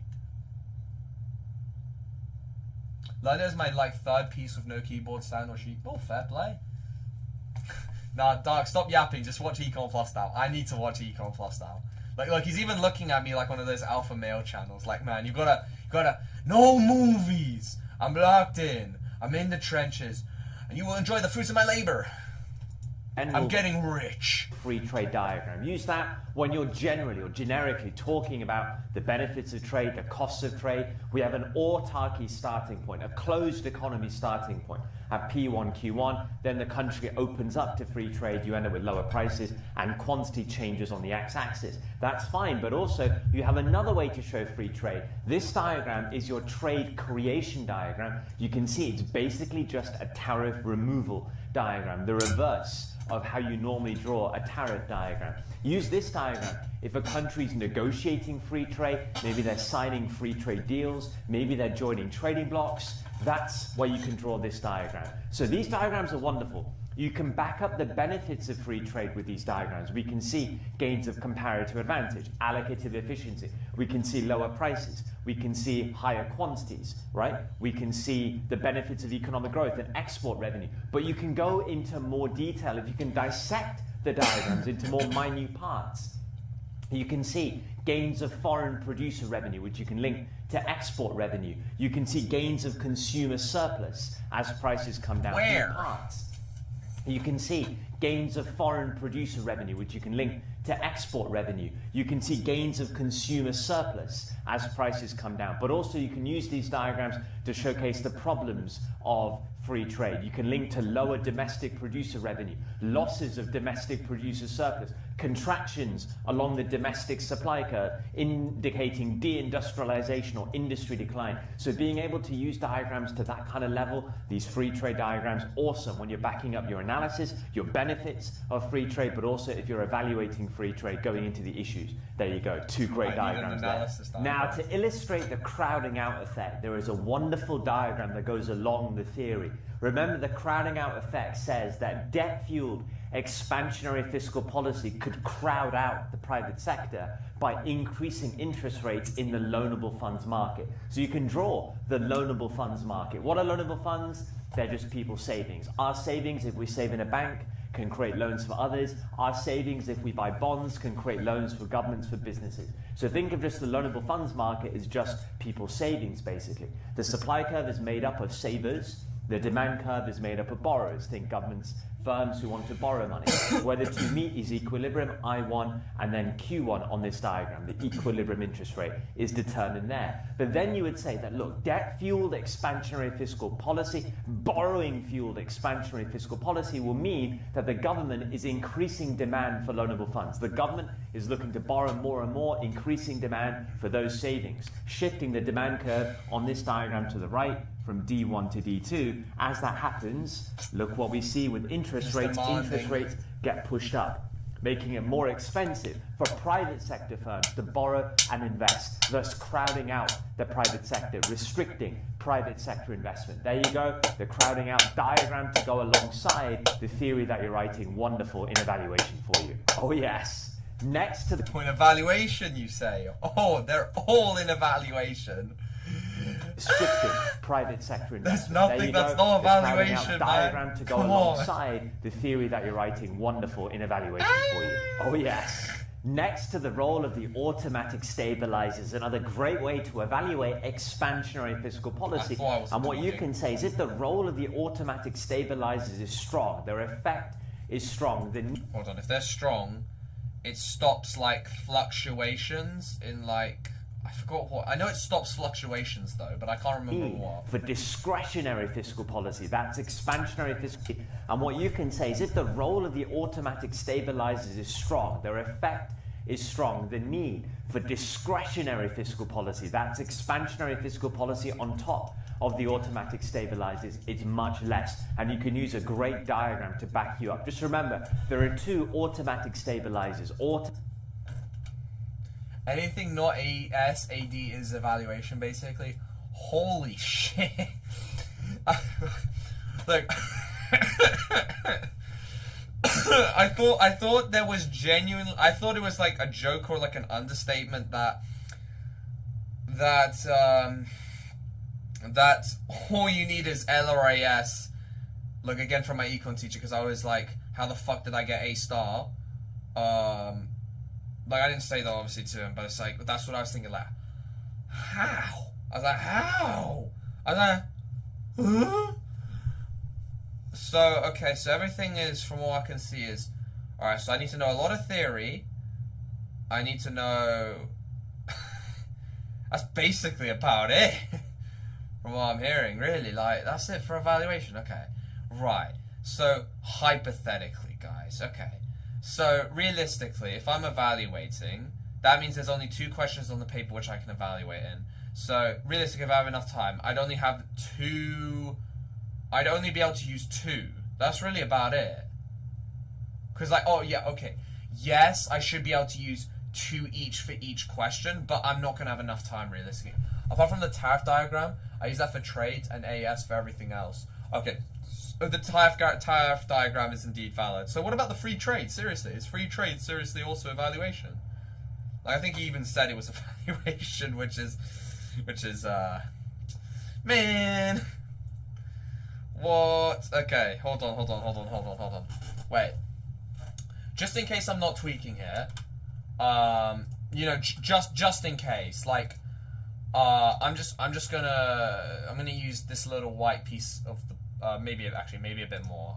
Can I, alright, I am going to, I'm going to quickly just double check something, Dylan. So if I do, okay, so this, okay, I'm not gonna bother just write out, that's just price level, you know what that is, our GDP, we know what this stuff is, so are we for real is it for real literally just this?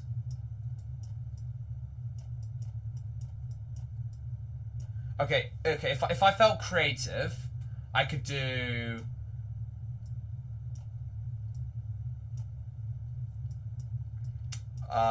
you know what, fuck it, yeah, look, if I feel creative, would this literally be almost the extent of what I have to do?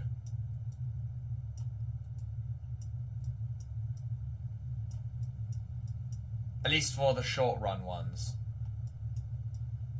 Hold on, let me also do a Keynesian, because look, let's be honest with ourselves. We are not going to do a traditional economic theorem. Let's be completely honest with ourselves. So this is LRAS. Yes, I know I'm all. Oh, you know what? We'll spice it up a little bit.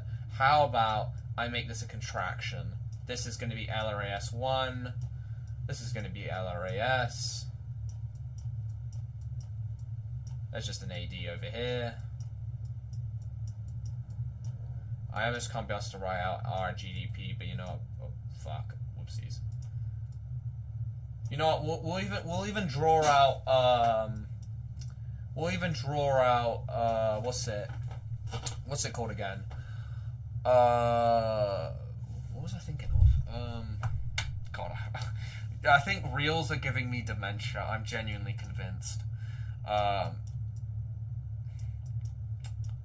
Yeah, I mean, I know I was thinking about drawing the regular long-run supply curve, but I was thinking of I thought of something else. Yeah, there we go. LRAS. You know what, we'll even do an expansionary one, why not? Spice it up a little bit. My goodness, I genuinely thought that I was really behind on macro. Maybe I was not. Maybe I genuinely was just not behind on macro. Alright, real GDP. Yeah. Hold on, I forgot to label AD. My bad. AD and PL. So, is this a little... Well, okay, sorry. Obviously, we need to do the... what's it? Sorry, I made a little. I forgot something, but you get the gist. I can't best to do it for every single one, but you get the gist.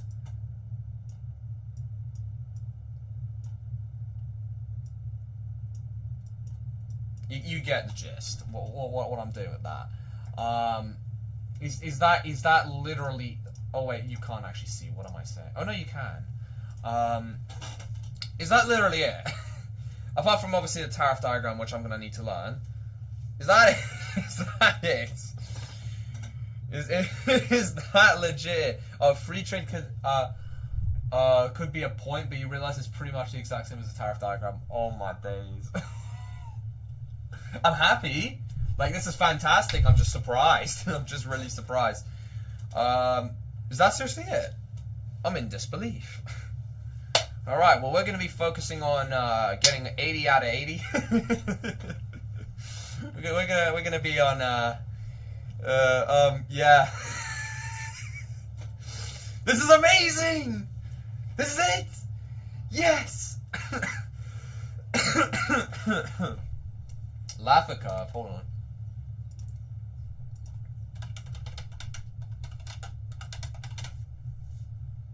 Oh, hell no, what the hell, dude? Oh, wait, no, I've seen... Wait, this is actually, I think, in this video as well. I think it's literally next.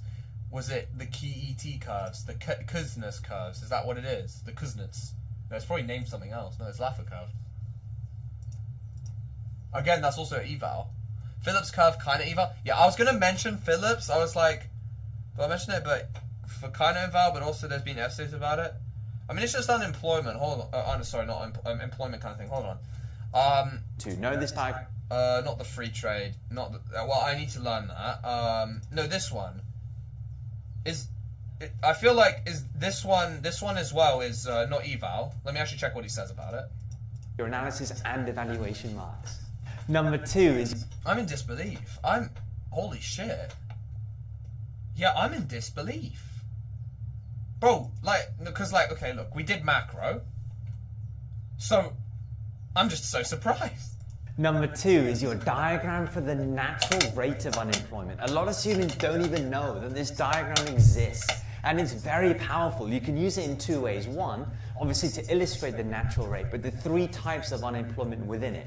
Structural, frictional, seasonal. But also you can use this diagram to show the impact of supply-side policies to reduce the natural rate. So here is the diagram. We're in the labor market. Am I hearing analysis demand for labor, but we have 2. Hello? I can't see that. My bad. I keep forgetting. Damn, DC have been streaming for 5 years. Can't even do basic OBS. But also you... Yeah. Number 2. If you can't see Dow, oh, it's over. It's over. Dow, you free Monday morning, 9 a.m. is just a paper for me. Mate, this is macro. This is brother. This ain't nowhere near as bad. Like, I'm gonna be completely for real. Oh yeah, so here's the Laffer curve. Crowding out effect. Yeah, I thought so. He's got... But wait, is this an analysis curve? We've got to find out. Is your diagram for the natural rate of unemployment. A lot of students don't even know that this diagram exists. And it's very powerful. You can use it in 2 ways. One, obviously to illustrate the natural rate, but the 3 types of unemployment within it. Structural, frictional, seasonal. But also you can use this diagram to show the impact of supply-side policies to reduce the natural rate. So here is the diagram. We're in the labor market, demand for labor, but we have 2 supply curves. We have what we think the supply curve of labor is, so SLF, LF is labor force, and then we have the actual labor supply curve. But we have 2 supply curves. We have what we think the supply curve of labor is, so SLF, LF is labor force, and then we have the actual labor supply curve. So the normal labor supply curve is supposed to tell us the quantity of workers willing and able to... Hold on, I got this. Hold on.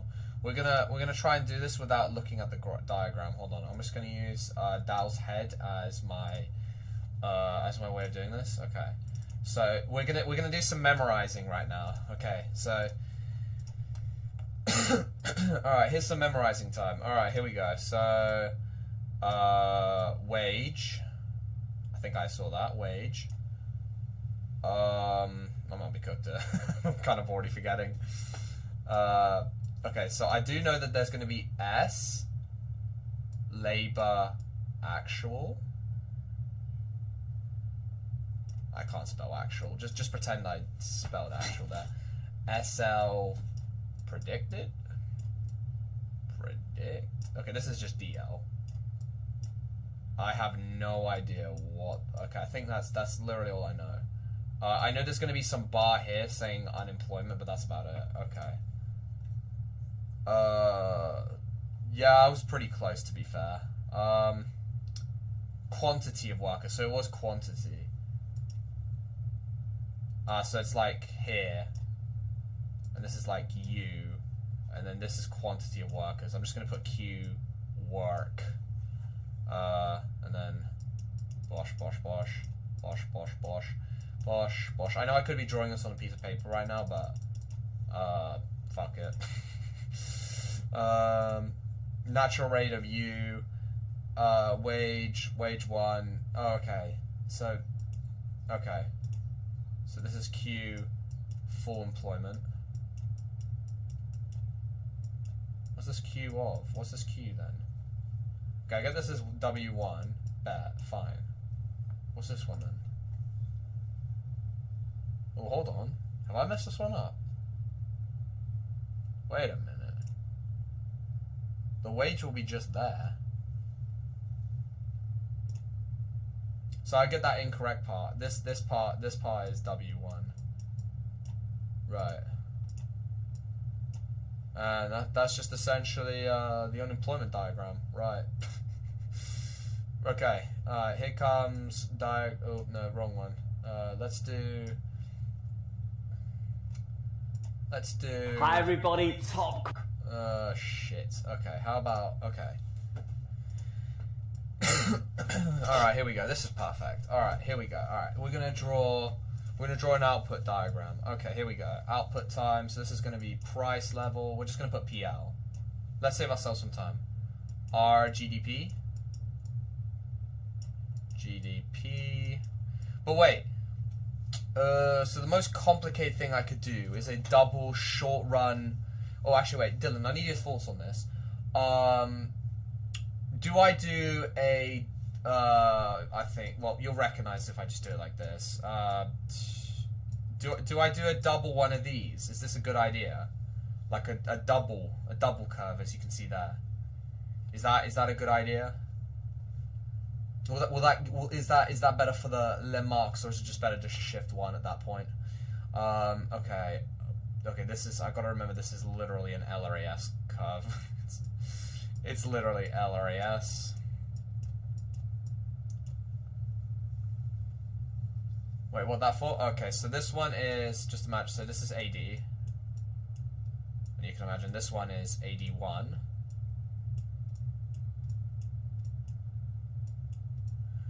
I can't be asked to put short run AS, but I'm just gonna do it. I'll put a short run AS. You know, fine. I'll do the whole thing. Short run AS. Short run AS1. Is it a good idea? Basically, is it just a good idea to double shift for analysis? So this is AD. This one over here is this. Oh, actually, that might be. I wasn't paying attention. What's the context? Oh, don't worry. So essentially, what I was saying is it a good idea, for me? Just is it in general? Is it a good idea to do a double shift for more marks? aka both supply side, well, both supply and demand are shifting right or shifting left, something like that. I mean, we could even complicate it even more by doing one shift left, one shift right, but is it a good idea? Or am I just like, or is it just not, it's just not in the, how do we put this? It's not in the cards. Let me do a double shift if it works. Aye, okay. Because I was going to say, since we're running low on analysis diagrams, I make it as complicated as possible. But okay, so this basically just means when I do the practice papers tomorrow, I'm going to try and aim to do 2. 1 in the morning, maybe that might be off stream, and then 1 on stream. I'm going to try and focus on time. That is, unless I'm completely brain dead after doing one paper. The plan is definitely going to be focusing on time then for this test. We need to just get as much shit as we can possibly get down, because the closer I can to get to 80, the better, because that will easily, if I get like at least 60 in the next test, I'll basically have evened out the worst possible result I would have gone for the last test, which is 40, essentially. Obviously, it'd be preferable if I got 62 exactly. That would mean I completely get rid of that. But because paper 3 I've got high hopes for, 1 to 2 marks ain't going to make much of a difference. Only do it if it's relevant. Yeah. If let's just say, I'm trying to think of a policy that would cause that. Okay. Well, demand, that's easy. Okay, there's just a demand in the economy. Consumer consumption has gone up because of their marginal propensity. Consumer has gone up. So where have I got to link that to? Okay, well, I can link the accelerator effect, or actually, I think I might be able to link the multiplier effect, but I'm going to link the accelerator effect because I know exactly what to talk about with that. Because since the accelerator effect is basically defined as when corporate investment increases as the rate of GDP increases. Holy shit, there's a new Skibbity toilet episode. I might have to react. New Skibbity toilet episode just dropped. I'm gonna have to do a reaction stream.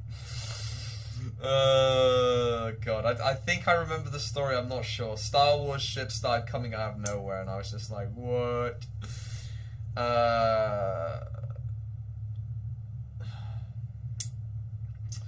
Oh wait, sorry. Back to what I was talking about. The accelerator effect. Because they believe it is a good idea to invest more because to increase their output because they believe there is incentive through profit gain, market share gain, because the demand is going to be increasing, so it's just a constant effect with that. Whilst the multiplier is kind of just anything in the AD, but more leaning towards consumption from the consumer. So I can link the accelerator effect maybe to that if we're really pulling a stretch. So whatever case, this causes AD to shift to AD2. Very cool. Great. Fantastic. Well, but then again, this is short run. Wait, hold on. They can increase... I think in the short run they can increase one factor of production. It's only in the long run they can increase multiple. So if I was going to do...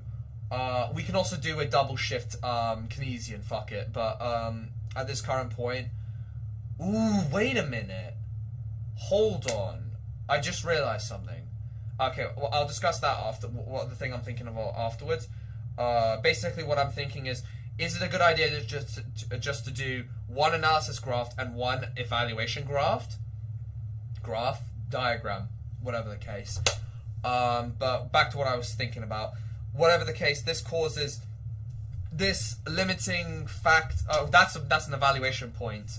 It's almost like science about how there's a limiting factor.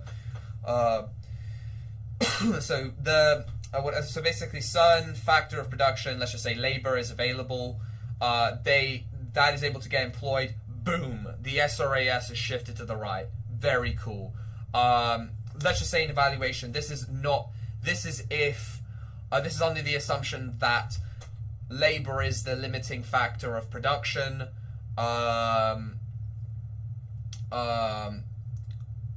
And it's not actually another factor of production, E.G. land. And whatever the case, this is going to shift right because there's more demand for labor, etc., etc., etc. And boom.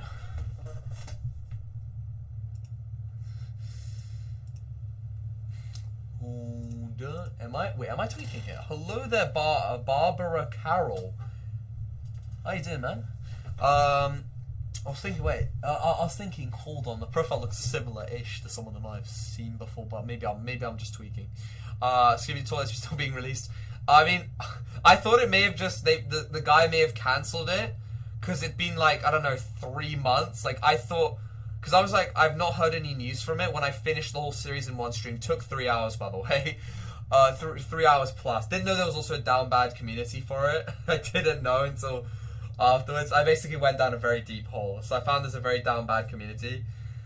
Oh, so it is Golden Cut. I was like, nah. I'm seeing things right now. I was like, this is not the person I'm thinking of. I'm tweaking. I'm blind. Welcome back, God. It's probably been a year, 2 years. At least a year now, 8 months, something around there. Welcome back. An example could be an increase in the price. Sorry, I'm just reading the chat from that. An increase could be an increase in the price of imports. This would increase AD as net exports would rise, and they become more competitive in the domestic market. Woo! And this would increase firms' costs of production should shift SRAS. Oh yeah, because if they're importing components, it's going to cause it to go left. Ooh. Woo! Okay, so then the question is, Dylan, do I do 2 analysis diagrams? That's actually, no, that's easy to do. What am I saying? I do one that's Keynesian and I do one that's not Keynesian. Easy dubs.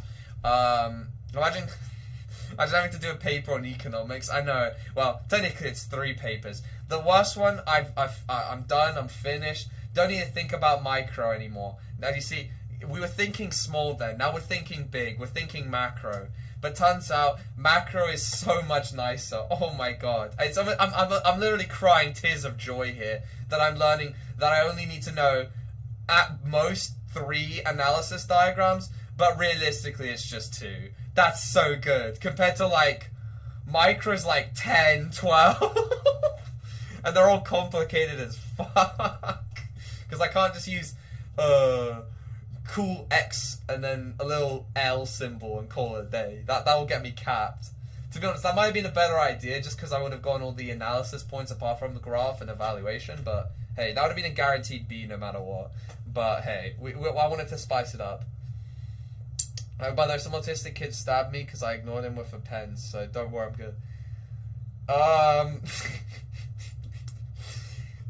You know what? Pro tip. Stab him back. Pro tip from me. Actually, it's not from me because I'll probably get like, what'd that be called again? Assisted premeditated assault. What would that? I don't even know how that would be. But you know, I'd basically be counted as a third party. Oh, he's autistic. Oh, it's okay. It's okay now. Oh, it's fine. They don't know. They can't. Third, fourth party. Hold on. That's just fabulous. Hold on. Let me just double check you guys can actually see what I'm looking at on screen. Hold on. Well, okay, you don't understand. I'm feeling so whimsy right now, knowing that the only thing I need to know is a few evaluation graphs. You do. Ah! That's micro. Get it off my screen. Don't. Oh my god, that scared me. I saw micro. Oh my god, it brought me. It brought me some trauma. Oh my god, I saw an externality diagram. Ah! I didn't even use that in the exam in the end. Because I was going to use it for my second 25 marker, but I was like, there's no point me drawing one because it'll get treated as a hanging diagram. So it'll get treated like Logan Paul, and it'll be like, is there someone hanging right there? That this is what the examiner's honest reaction would be. Is there, I think there's someone hanging right there. Yup! And give me 0 marks just because I drew an externality graph, but I had like 30 seconds to explain it. I wouldn't be able to. I'd be able to. I get maybe 1 mark for explaining. Well, actually, wait, how would I even be there? I'd be like, price and quantity. That's it. That's all I would get. I basically just get blocked. It'd be so sad. What was it? Am I legally blind? Oh my god, I see on the, what's it? Wait. Hold on. Oh no, because this is top chat. That's why. I was like, no way. YouTube is hiding messages. At least on Solid's chat, I can see everyone's chat messages. What the hell? Okay, another autistic to stab him. Oh, so it's on equal terms. Was it? Yeah, no one can no one can complain. No, it's what is it? Unfair advantage. Maybe you could have said water's a merit good because you needed to. Water is a merit. Oh my god, you're a genius. Water is not only a merit good in Africa, it's also a necessity good, and it's also inelastic as well. Holy shit, I'm an idiot. I could have talked about I could have been a little bit I could have said fuck it. I could be a little. Could be a little bit racist, but like some random ass African country that's got I don't know, five people and a goat, and I could just say, well, because of the droughts that they are having, water is now clean water is a merit, inelastic, and necessity good, which is underconsumed because of the amount of natural barriers to the access of clean water. They would have to give me credit for that. That's honestly not a bad point. It's just so bad. Oh god, I could just imagine I get unlucky and I get I get a black examiner and he's marking that and I get fucked. Or at least if they've been to Africa, just someone has been to an African country like Senegal or some shit. They would just look at me like, bruh. I think they just not mark it out of spite. African country of Chad. And look, I can even correlate Chad because it begins with a C.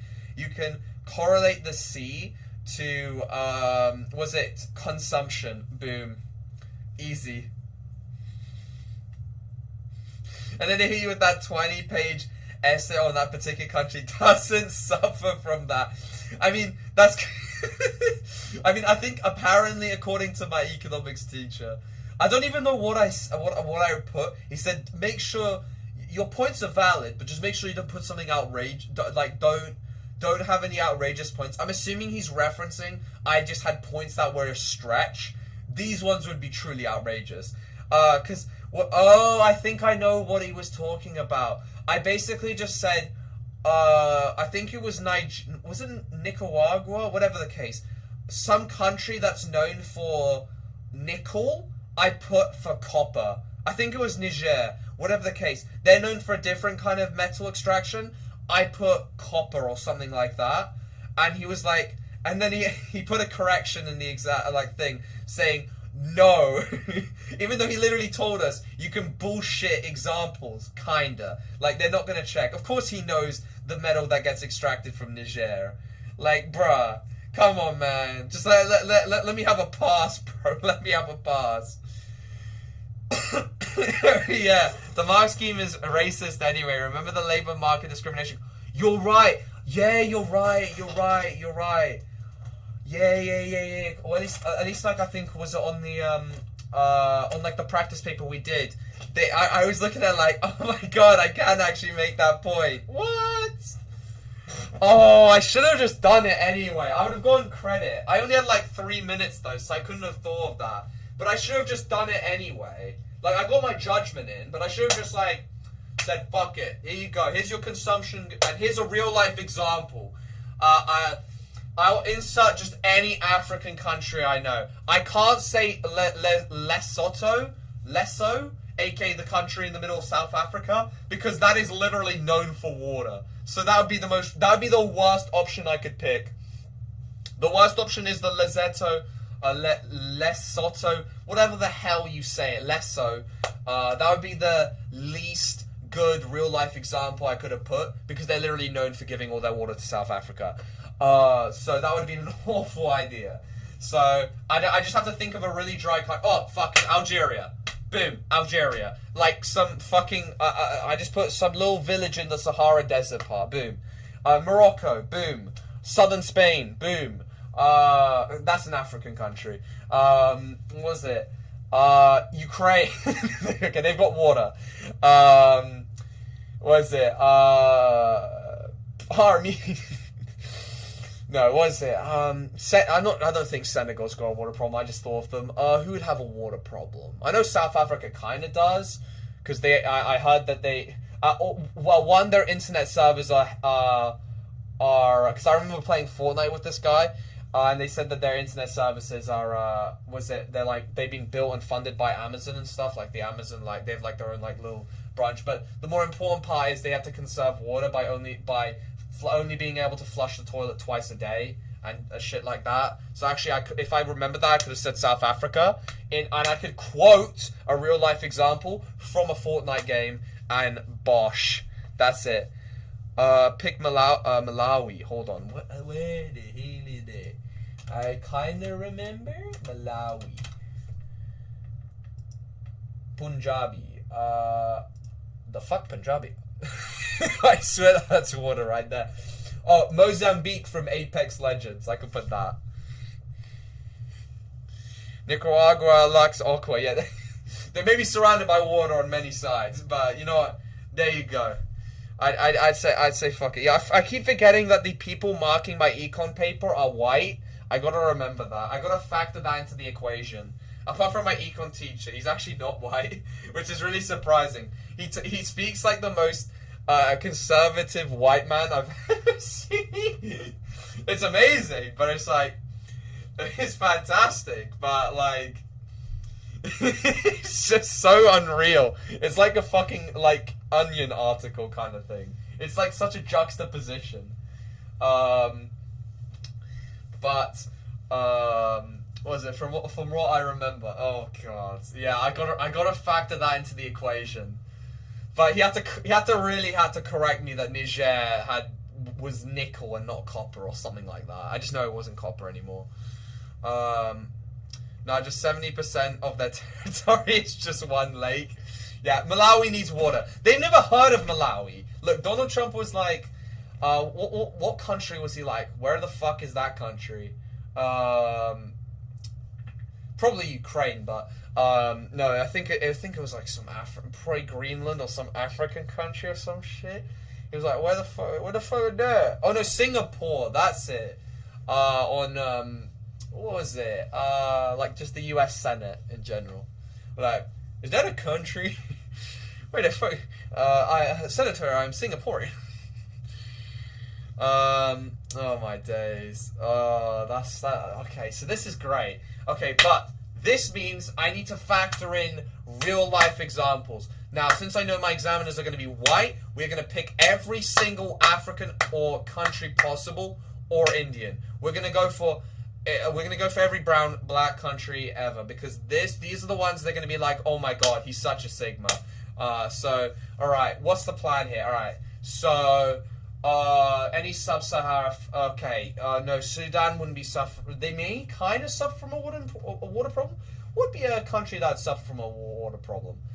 Not Mozambique. Not the Ivory Coast. Why am I thinking of every single African country next to water? Mali? Yeah, the Mali Desert. Boom. In the Mali deserts, Wagner PMC suffered from water shortages. Something like that. Yeah, Lesotho. He did originally ask if Lesotho was a real country, and then... Oh, so that's what it was. Oh, and slapped it with the highest tariffs of them all. I forgot. What are they even exporting? I mean, they're not completely wrong in some regard. It is just essentially just a South African protectorate that is pretty much just giving all their water. Something like... I'm not completely sure certain things. I'm not really sure what the exchange... Why they need to have a country like that. I swear they would all part of the South Africa... Well, the Cape Colony, but... hey... Maybe there's some tax or reason for it. Just extraction reason. Who knows? Diamonds, gold. Right. But, like, why didn't they just, like, absorb them? I get they had to, like, Nambia or something. They had to, like, say GG's, but that's about it. Bunch of resources. Yeah, but, like, why, like... So they were just able to secure it because they had so many resources that they could just be like, yeah. But, like, how did they just not get nabbed by South Africa? I get, like, the whole... Western pressure and shit. Something like that. Also, I love how I've just got econ plus Dow in the background, just like, you know, drawing his supply and demand graph. What the fuck do they need to... Bro, I swear, my new neighbors that literally have just come in, there's always like a party at that house every 2 minutes. Bro, they've got like 3... Okay, maybe one of them is like from our neighbor, but there's 2 more cars outside the door. Bro. What the fuck goes on? What the fuck is going on in that place, bruh? Bruh. Those are expensive cars as well. What the fuck? I think I might have just seen my... I think we've just seen our first ever... what's it called again? We got some oligarchs to the right of us. What the fuck? 3 cars? Who the fuck need 3 cars? What the fuck? Who the fuck you need 3 cars? What the fuck? Hey guys, look. I don't think everyone here in the UK is in a third world country. We got 3 fucking cars. Bro, I feel bad for even like... I'm trying to like be a bit more discreet with the staring. Like, I'm trying to like... Oh my god. Oh my god, I just can't believe I'm looking at 3 fucking cars. South Africa created countries that were only recognized by them just so they could throw their black population into them and not...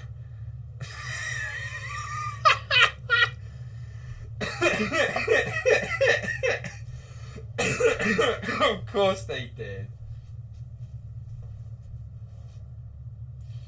Of course, that's the reason. Of course. Damn, our elderly neighbors, ever since they moved, damn, that place is like super active now. I don't even know what the fuck going on in that household, bro. I don't even know what the fuck going on in that house. I don't even know what the fuck. Bro, some people they really are rich. Like, fair enough, but damn, okay. Alright, so we've got the real life examples. We've got quite a few things. You know what? Do I play PvZ Garden Warfare 2 or do I end stream? I've got to think about this. Do I play? I'll probably end stream. I've already been streaming for 4 hours. But hey, this has been very educational for me, as I've learned a few things, especially very good things like not having to need to stress as much. Probably for more analysis information, I'm gonna increase my depth of knowledge on fiscal and monetary policy, though I think I pretty much know all of them. Look, I already know about quantitary easing, where they just do a bunch of bonds and stuff. Actually, I probably should just double check, make sure that I've got like that fully in there. That's a expansionary, I think. Yeah, expansionary. No, it's contractionary. I think it's meant to reduce inflation, isn't it? Yeah. Yeah. So that'd be a expansionary fiscal policy. Let me think about this. That's lowering interest rates, isn't it? Yeah. Play MC. Don't worry, there'll be MC coming soon-ish in the future-ish thingy. And the rich kind of guaranteed Swaziland and Lesotho's independence. Oh. But why? but why?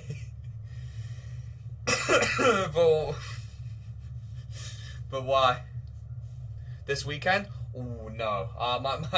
My funny chungus econ second exam is on Monday. But it's also in the afternoon, I forgot. It's in the afternoon. But essentially, after that, I'm going to have a little bit of freedom on the weekdays, and so on and so forth, yeah. It causes inflation as a side effect. So it's an expansionary monetary policy, right. So apart from, I know all about my interest rates. I know about that somewhat. I'm going to probably do a little bit more. But I need to think of some more monetary policy examples. That's really all I'm trying to think. There must be something else. Printing money. Yeah, no, printing money is most definitely an expansionary fiscal policy. Sorry, not fiscal, monetary policy. Evaluation. It can cause hyperinflation. Whoo! Who could have thought? But the positives is it can pay off debts. So hey, after money, yeah. I'll have a little bit of time. I'll probably stream on that Saturday. I'm not sure about the Sunday though. But on the weekdays, I'll have a bit more time. Printing money is quantitative easing, basically. I see. But wait, can I have that as a separate point? Though I'm not sure the examiner will allow it. It's just better to keep it on quantitative. What the hell's another monetary policy? I need at least 3. That's what I feel like. I feel like 2's not enough. I need 3. Fiscal, okay. Well, fiscal is, well, I mean, I think this is micro, but I feel like privatization is a way of raising funds. Isn't that expansionary fiscal policy? Now, what about nationalization? I feel like this is all micro. I'm thinking too micro right now. Okay, expansionary fiscal policy. Just loads of government investment to stimulate the economy. Boom. That's expansionary. Contractory. What the fuck would be a contractory fiscal policy? Oh, easy. What am I saying? Bro, well, expansionary would be tax cuts, but for contractory fiscal policy, that'd be tax rises. I've got to literally think about what Labour's doing right now. Oh my days. That's literally being such a retard. So what else are they doing? Cutting public services. Increasing public services is an expansionary fiscal policy. What else is there? What else are they doing? There's got to be something else. What am I like forgetting for expansionary / contractory fiscal policy? What is something I am forgetting? Yeah, selling off government assets, but no. I've talked about the main ones. It's got to be borrowing money. Yeah, that's expansionary fiscal policy. Borrowing a fuck ton of money. That's expansionary. Yeah, okay, so yeah, I thought so. I'd still need to know more analysis points, kind of thing. Well, I forgot I'm going to a hotel tomorrow. That's good, Dranty. That's good. Because that means it's more convenient for you, I guess you could say, with everything. So exchange rates. Oh, manipulating currency. Oh, boom, I can say China. Boom, China. And how they kept their, and also Japan, how they keep their currencies artificially low. There we go, real life example right there. This is all not going to be used in the exam because I'm going to be retarded. I'm basically going to be like lobotomized as I enter the exam room. Watch. Like, literally trust me on that one. I'm legit going to be lobotomized. And I'll forget everything. How to unskip the dip? Well, Walpole, I've got news for you. 3 weeks ago, the new Skibbity Toilet episode came out. So, I recommend watching. Trust. I gotta do a reaction stream to that. Reaction stream instead of economics. I might actually just make a quick stream too, because it's like 80 minutes. I'll be back in 2 seconds. I need to think of more... Okay, more monetary and fiscal. I feel like the manipulating currency is more of a monetary policy.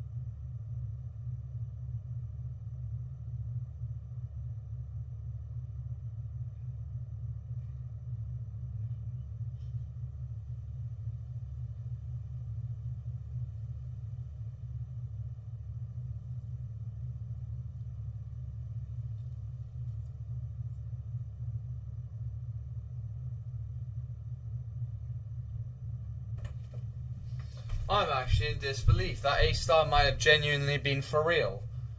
Like, that A-star genuinely may have been for real. I'm actually in disbelief.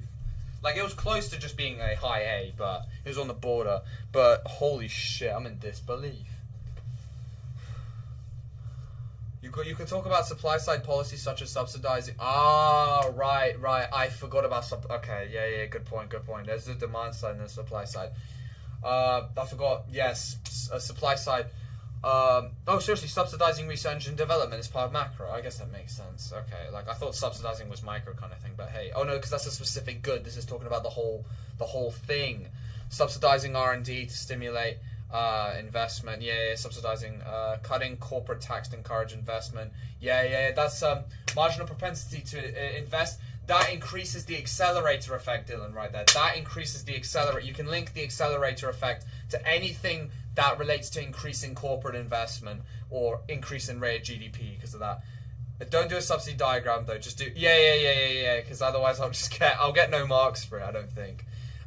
You might. Do you get any credit for using micro? I don't think you do. Multiplier effect. Oh yeah, that's about consumption. You're right. That's about consumption. But how would the multiplier effect be used there? Is it just because of the investment? Because I believe it because even they say multiplier effect, it's anything that shifts the AD. So that would be like literally anything with government investment, corporate investment, consumption. Well, you could say, look, the quality of the goods increase through the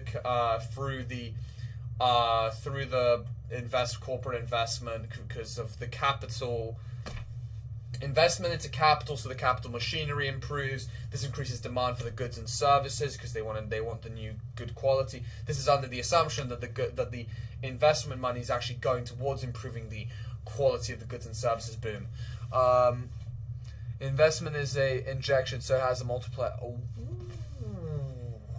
I got to see it. Look, we got to keep practicing multiply accelerate because those are the ones never really remembered before, and so I'm just going to keep mentioning them until I get them real good. There's an accelerate effect whenever there's an increase in the rate of consumer spending. Surely it's a shift in AD would also create. Are you sure? Wait, you're probably right, but with accelerator, I swear it's only in reference to corporate investment. If I just pull it up real quick. Blah blah blah blah blah blah blah. Econ plus DAO. Plus DAO macro well, I mean, let me just even just say multiplier effect because it's the same video kind of thing. Hi everyone. Does he have his own video about accelerator effect? That might be even better.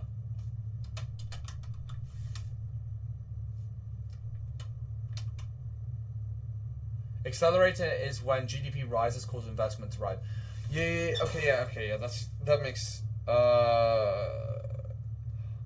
Oh, so could you link to more could you link was it Knight's increase in the consumer spending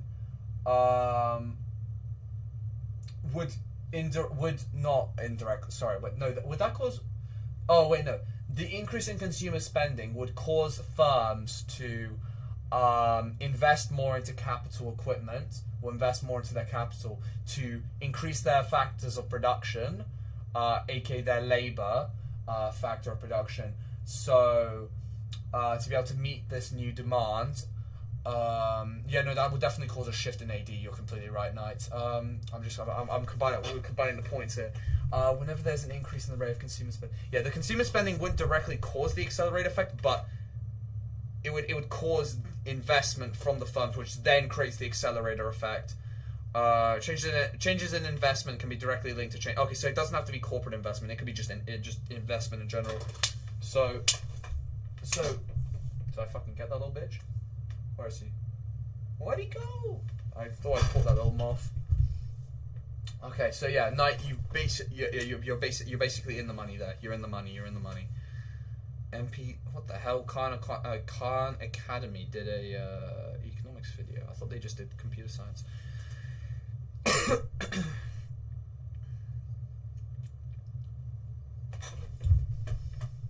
Accelerators from economic growth. Multipliers from injections. So accelerators from economic growth. So hold on, let me just check that. Definition changes in investment that are directly linked. So increase in investment increases the rate of GDP growth. Components of AD. Oh wait, no, multiplier is about the components of AD. Right, I'm blind. So whereas economic growth multiplies from injections. So injections into the circular flow, government spending, government investment, corporate investment, and this causes like a bigger outcome thingy.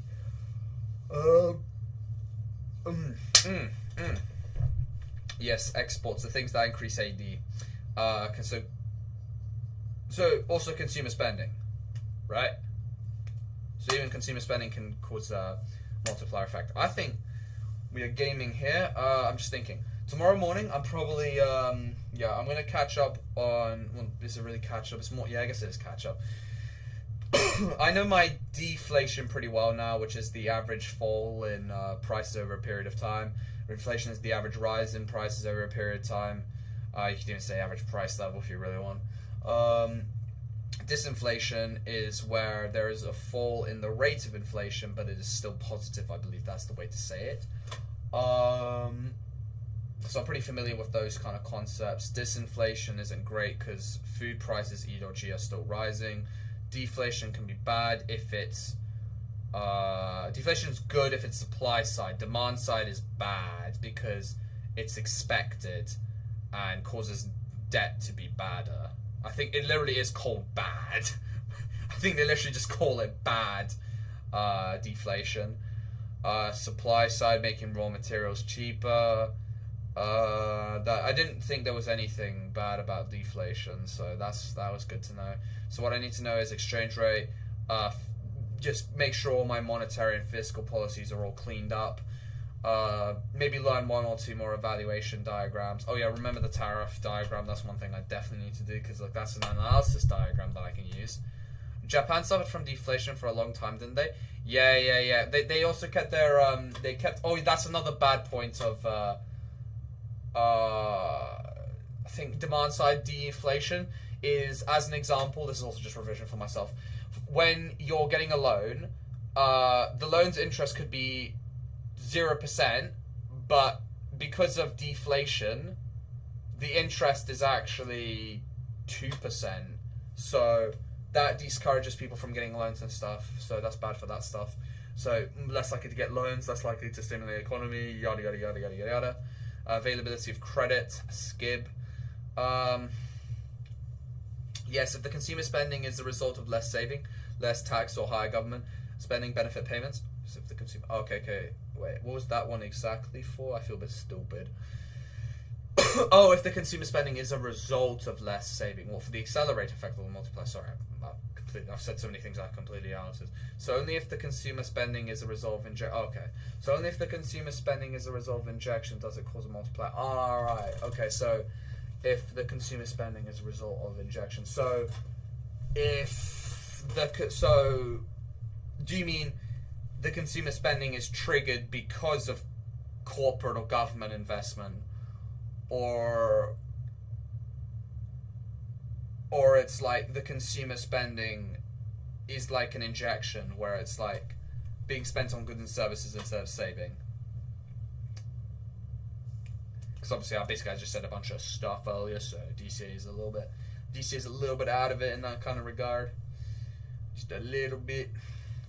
Okay, but this is good in some regard. This is great in terms of the econ preparation, is that compared to micro, where I was a bit more like, half-handed and stuff, not knowing all the diagrams, I'll actually be able to do the first practice paper pretty much with every diagram I need. Consumption by itself is an injection. Okay, I thought so. It didn't seem like it'd be a injection. So corporate investment and government investment is a injection.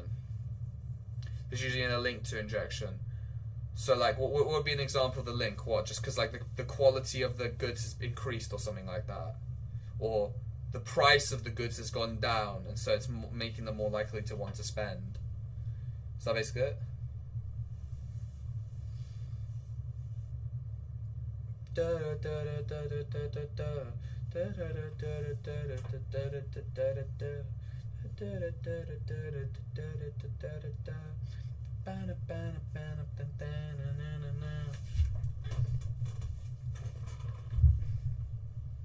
Example could be government spending in more benefits. Oh, right. Good. I was confused what you meant by the benefit thing. You had like it related earlier, and you're completely right. Like as an example, if a pensioner receives more for its pension, or some guy claiming job seekers allowance will be more likely to spend more money, will spend because their marginal propensity, well, you could also add this to your analysis, their marginal propensity to consume because they've gained the extra income increases because they're more likely to spend a larger, greater proportion of that money, so let's just say 60% of that money, on goods and services instead of saving, because they've got more money, more disposable income. And this can be I can do some bullshit example like because of this, a Moroccan man in Morocco is more likely to purchase a Sony TV with his additional money he's received from welfare spending. Wow. Pretty much. The injection in government spending. The injection is government spending, not the rise in consumption. So it just causes consumption to rise. So it's like explanation of what happens as a result of the injection, not like so the injection is the government spending. So corporate investment, aka firm investment, whatever you want to call it, and government spending are the injections. Are there any other injections, or is that about it? I feel like there's a third one. I know there's not a fourth one, but there might be a fourth one. There's definitely not a fifth one. But would be another injection. Exports. Would that really be an injection? Just like what? Like having a positive balance of trade is almost like an injection. Well, the value of exports, specifically the value, not the quantity of exports, the value of exports is greater than so higher exports. More beneficial balance of trade. Is there any other ones? So it was just consumers, just not part of it, and that's it then. Okay, so there's definitely not a fourth one then, if that's the case. All right, calm. All right, well I'll be back tomorrow. Don't you worry. I'm gonna make sure before I stream, I basically wrapped up everything. Maybe I might not have gotten the tariff diagram thing done, but realistically, it's just gonna be me wiping just a little bit more on, just basically doing a little bit more on the fiscal, monetary, exchange rates. I've basically kind of already learnt all the things of inflation. Maybe I'll check that deflation video one more time for the negatives of deflation, though I've kind of already got it in regards to debt and bank loans and so on and so forth, but I feel like there's another reason which I forget, so I need to go check that, at least by tomorrow, because I'm going to forget a little bit more. I'm trying to think of another thing. Yes, some evaluation diagrams, maybe if I remember those. If I start the stream earlier, it's probably because I'm going to do a little bit more announced revision. Otherwise, then I'll just go straight into doing a practice test, and we're going to be, essentially, it's just going to be, the main focus is then just going to be on time management, making sure that I can bang those 25 markers, the 15 marker, and make sure I even hit the 9 marker as well. If I can do all that, fantastic. So I think it's like this: spend 8 minutes on the 2 and 4 marker, boom. 12 minutes on the 9 marker, so that's 20 minutes right there. 40 minutes on the 25 marker. 20 minutes on the 15 marker, which I still find very strange. 15 minutes on the 20 minutes on the 15 marker. It's like, And then I get it's got no evaluation points, but I feel like I'm gonna probably have to go check the 15 marker structure again, just to double check. Other than that, thank you guys for stopping by, and I shall see you guys in the next stream. Bye bye.